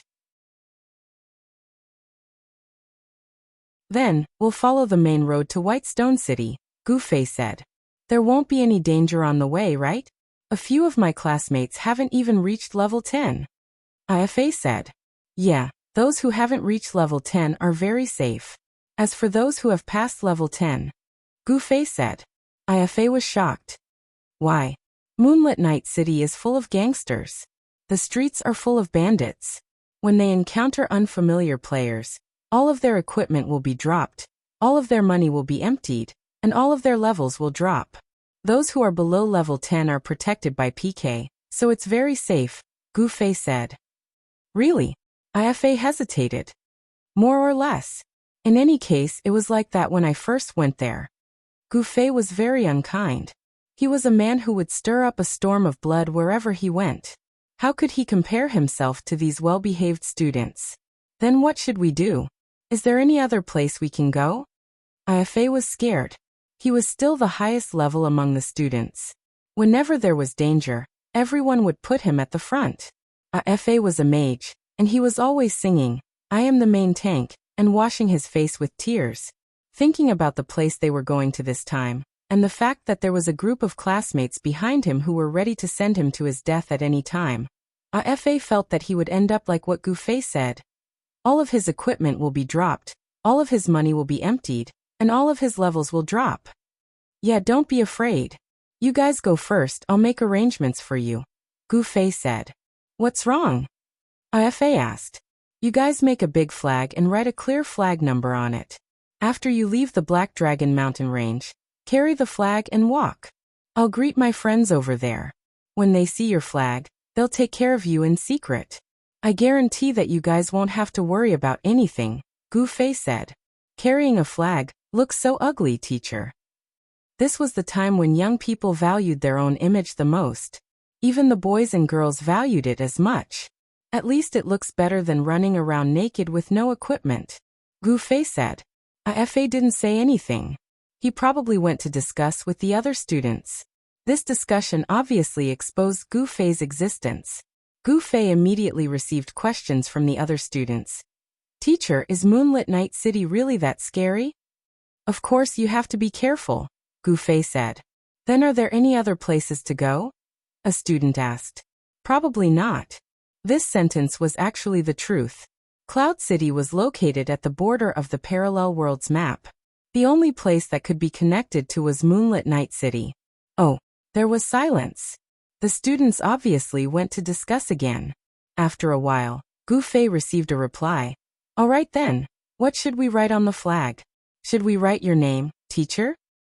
Please don't. Gu Fei hurriedly said. I have friends and enemies. Writing my name is too bad. You guys can just write something simple and easy to recognize. Then write 3. We're from class 3. Fa said. Alright, then you guys can go on your way. I'll let them know, Gu Fei said. Understood. The group of students immediately went to work, leaving Gu Fei to snicker at the side. Thinking about a group of players passing by with a flag. Even Gu Fei felt that it was a stupid move. These kids always wanted to make fun of him. Let's make fun of them. Gu Fei didn't mind playing such harmless pranks at all. But his series of changes in expression were too scary in the eyes of the observant people. For example, Glue and the other two had been staring at Gu Fei ever since he came online. But after Gu Fei came online, he didn't move at all and just stared at him. The 3 of them who were familiar with the game knew that he was chatting in a message. But Gu Fei's expression, one moment he looked ashamed, the next moment he had a cold sneer, and the last moment he looked like he was secretly delighted that his plan had succeeded. It was too suspicious. Before the 3 could finish their analysis, Gu Fei's gaze suddenly turned. He had already ended the chat, and looked at them with a wicked smile. Not good. Did this guy set up a trap for us? The 3 couldn't help but think. Fire-burning clothes couldn't help but ask, what do you want? Glue and Lin Sensei looked over. Fire-burning clothes' lines from idol dramas were always so lethal. What was even more impressive was that he said it in such a way. Gu Fei wasn't hurt. When he heard the question, he was startled. What do you mean?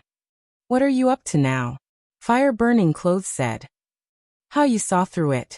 Gu Fei said. As expected. The 3 took a deep breath. Be careful. I've already gathered a large group of people to deal with you. All your equipment, money and levels dropped. Terrible, so terrible. Gu Fei said as he left the revival point. Glue and the other 2's faces were pale as they hurriedly informed the others of the bad news. This isn't good. Qianli is actually gathering helpers to deal with us. Helpers? Don't blame me for being arrogant. Let's be honest. If Qianli wants to deal with us, why would he need helpers? Dao Xiangmu said. That's why it's so scary. He's already calling for helpers. Think about how cruel his next move will be. Glue said. How do you know? Jiannan asked. He just said it. Glue replied. You believe him just because he said it. Seriously. Dao Xiangmu felt that these guys were really frightened by the mere twang of a bow. It doesn't seem fake. Just now, Qianli was sending messages here for half a day. It's very likely that he's gathering helpers. Glue said.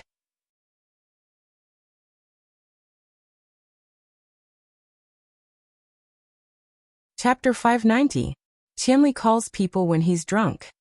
Ken and Yu felt that the problem was serious. This was because they had done a detailed investigation and research on Gu Fei. Not only was this person extremely powerful, he also had quite a strong background. Just the few elite experts in his mercenary group were already extremely difficult to deal with. Slender-waist dancer and 100-year strategist were even more valiant.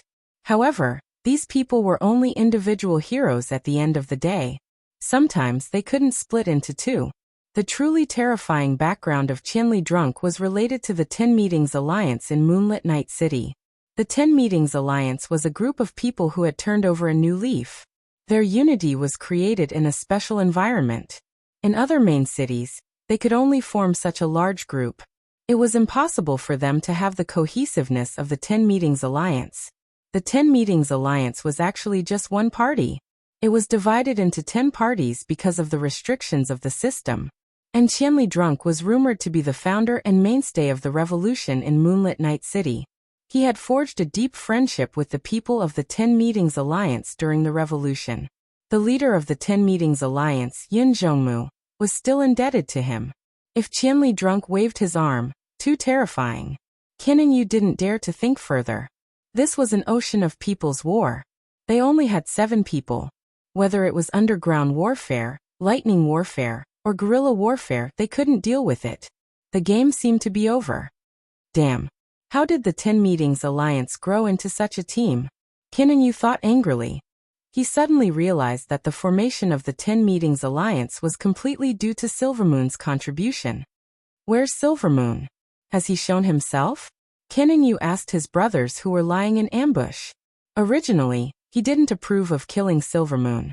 However, seeing that his brothers were full of fighting spirit, he felt very gratified. However, he finally couldn't hold it in anymore. He realized that Silvermoon was really a scourge. There was nothing disgusting that he couldn't do. Not yet. Looking at the situation, he probably won't show himself until morning. Dao Xiangmu said. What about Qianli Drunk? Danan, if he's looking for someone, it's very likely that he's looking for someone from the 10 Societies Alliance. Glue was clearly aware of Gu Fei's background. Let's confirm it first. Blackwater, go take a look at Moonlit Night City. If the other party has a large-scale operation, it should be easy to detect. Jiannan said. Alright. Blackwater, who was trying to save his level, immediately headed toward Moonlit Night City after receiving the order. Everyone else, go about your own business. Jiannan Yu said. Everyone anxiously continued with what they were doing. Glue and the other 2 were no longer in the mood to play cards.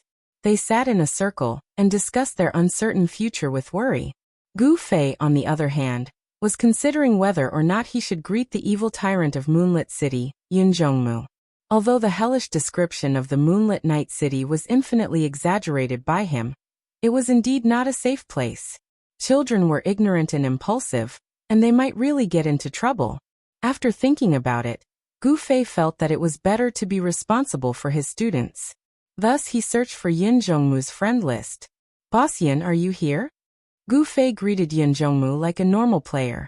Yin Zhongmu and Gu Fei had added each other as friends when they passed by Moonlit Night City for the Reigning the Four Seas quest. After adding each other, it became a decoration and had never been used. When he suddenly received Gu Fei's message, Yin Zhongmu was leading a group of brothers to bully a guild. Plus, it was the middle of the night, so he was a bit muddle-headed.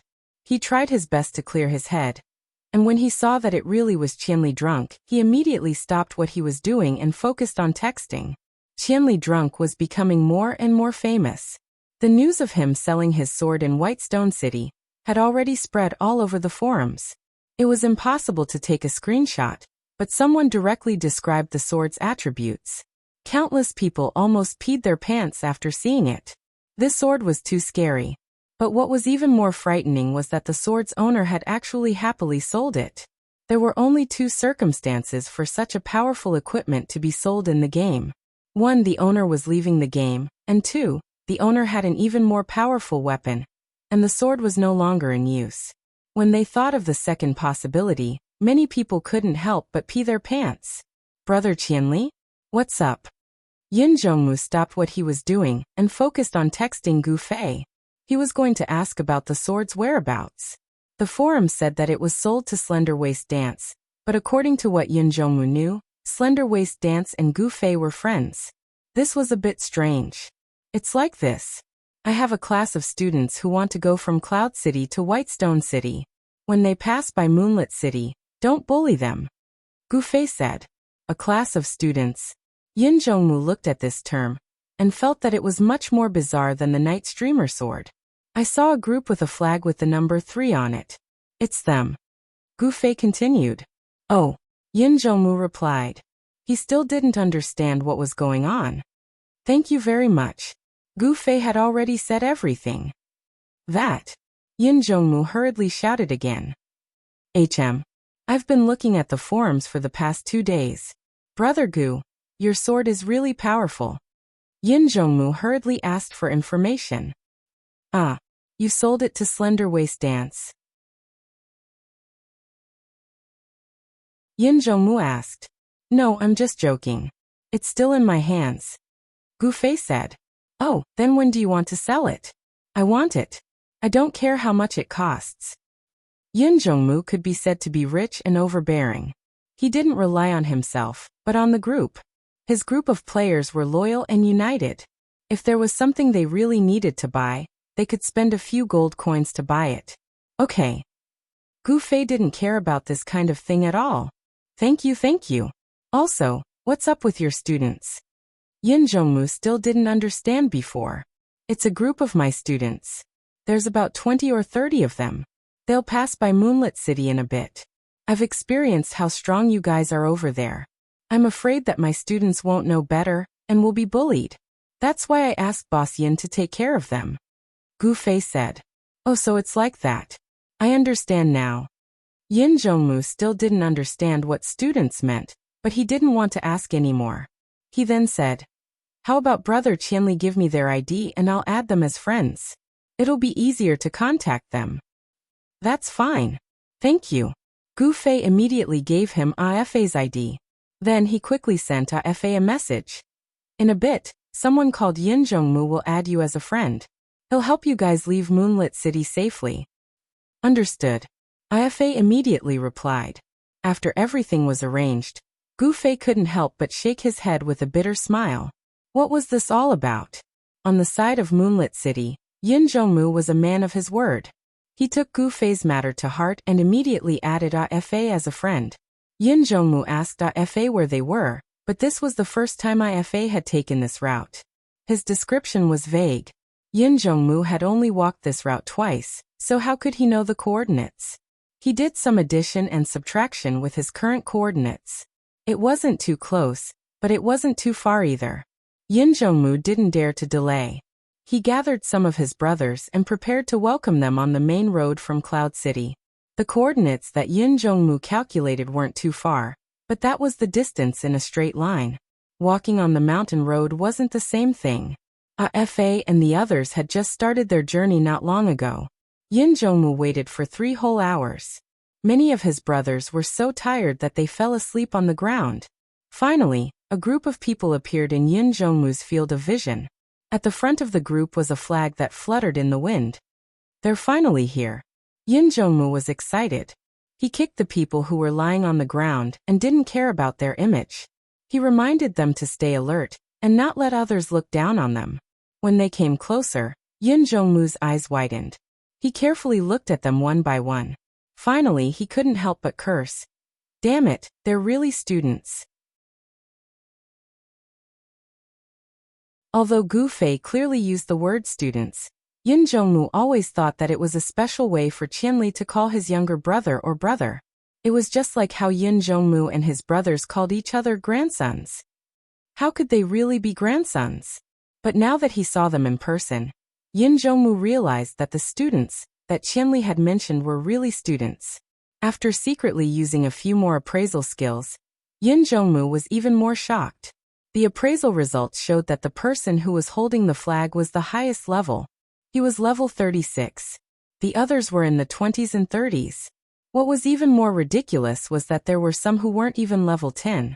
In order to show off his style, the people that Yin Zhongmu brought with him were all top-notch experts. When he realized that he was dealing with a bunch of messy kids, he looked at Yin Zhongmu with disdain. The student army also noticed the group of people in front of them. They all looked fierce and murderous. After using their appraisal skills, a string of big question marks appeared. They couldn't help but speculate in their hearts. AFA was just about to contact Yin Zhongmu when he saw a bandit walking over from the other side. He asked with a bitter face, "Whose imminent death?" Everyone's gaze was focused on AFA. There was no need for him to answer. "I'm Yin Zhongmu." Yin Zhongmu endured the group of kids sizing him up curiously and introduced himself. Oh, so it's you. You scared me. Ifa let out a long sigh. He was scared out of his wits when he was asked who was imminent death. He didn't even dare to answer. His classmates didn't disappoint him either. They quickly sold him out. Qianli told me to take care of you guys.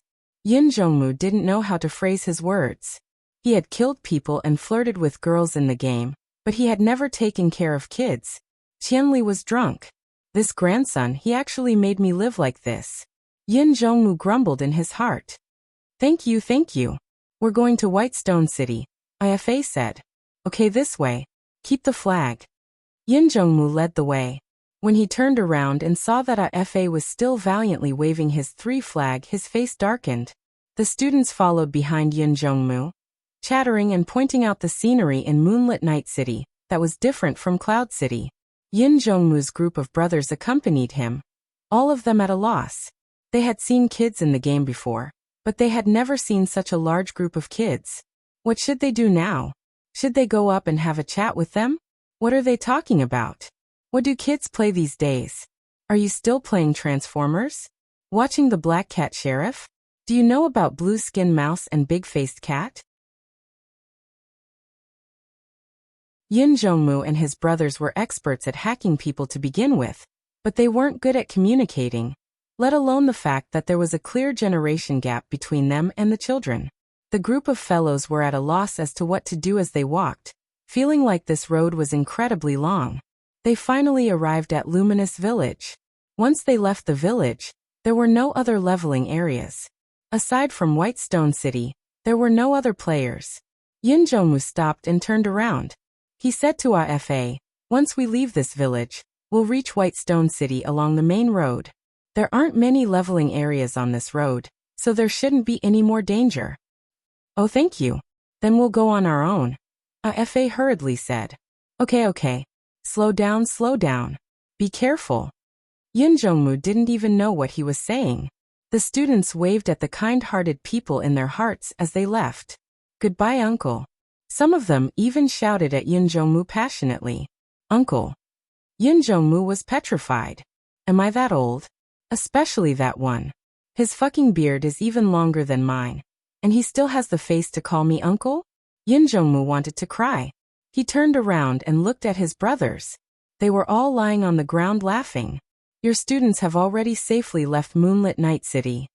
Yin Zhongmu didn't forget to inform Gu Fei. He was someone who would finish what he started. Thank you, Boss Yin. Gu Fei hurriedly thanked him. You're welcome, Yin Zhongmu replied. After replying, he couldn't help but ask another question. Brother Qianli, how do you know so many kids? They're all my students, Gu Fei said. You're a teacher? Yin Zhongmu asked. Yes. A teacher bringing his students to play online games? Yin Zhongmu was at a loss. Society had already progressed to this stage? It seemed like he really was getting old. Old Yin, there's someone over there. At this moment, someone suddenly sent a message to Yin Zhongmu. He moved closer to him and quietly pointed in a certain direction. Yin Zhongmu looked in that direction. There was no one there, but he knew that this brother had an anti-stealth skill. The person he was talking about was definitely the thief who was in stealth. Everyone had already received the message. At this moment, they all glanced at each other and pretended that nothing was going on. However, they inadvertently moved closer to that direction. However, this thief who was in stealth was clearly much more vigilant than they thought. He had already sensed their intentions. He suddenly appeared and swiftly ran away. Grandson, don't run! Yin Zhongmu roared. He wanted to chase after him, but it was already too late. The archers beside him released a few arrows, but they didn't cause much of a hindrance. In the blink of an eye, the thief had already run far away. As expected of the 10 Guilds Alliance, they had so many talents. They even had anti-stealth skills. The thief who was discovered was Blackwater. He was much faster than Fa and the others. He had already arrived before they even reached Moonlit Night City.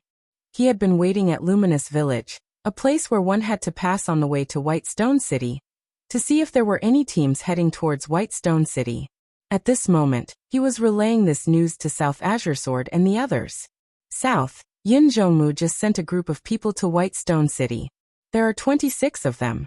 They're not very old, and their equipment is very poor. I don't know what their intentions are. Yin Zhongmu has also gathered 20 or so experts. I wanted to monitor their movements, but I was discovered. They have anti-stealth skills, Blackwater reported. You're tuning in to the Li Mei's Wuxia Whispers YouTube channel. We're so grateful for your support, and don't forget to subscribe to join us on this incredible journey through captivating stories. Your generosity through donations truly makes a world of difference, as it's the primary source of revenue that allows me to expand and enhance this channel for you. Thank you from the bottom of my heart for being a part of this adventure.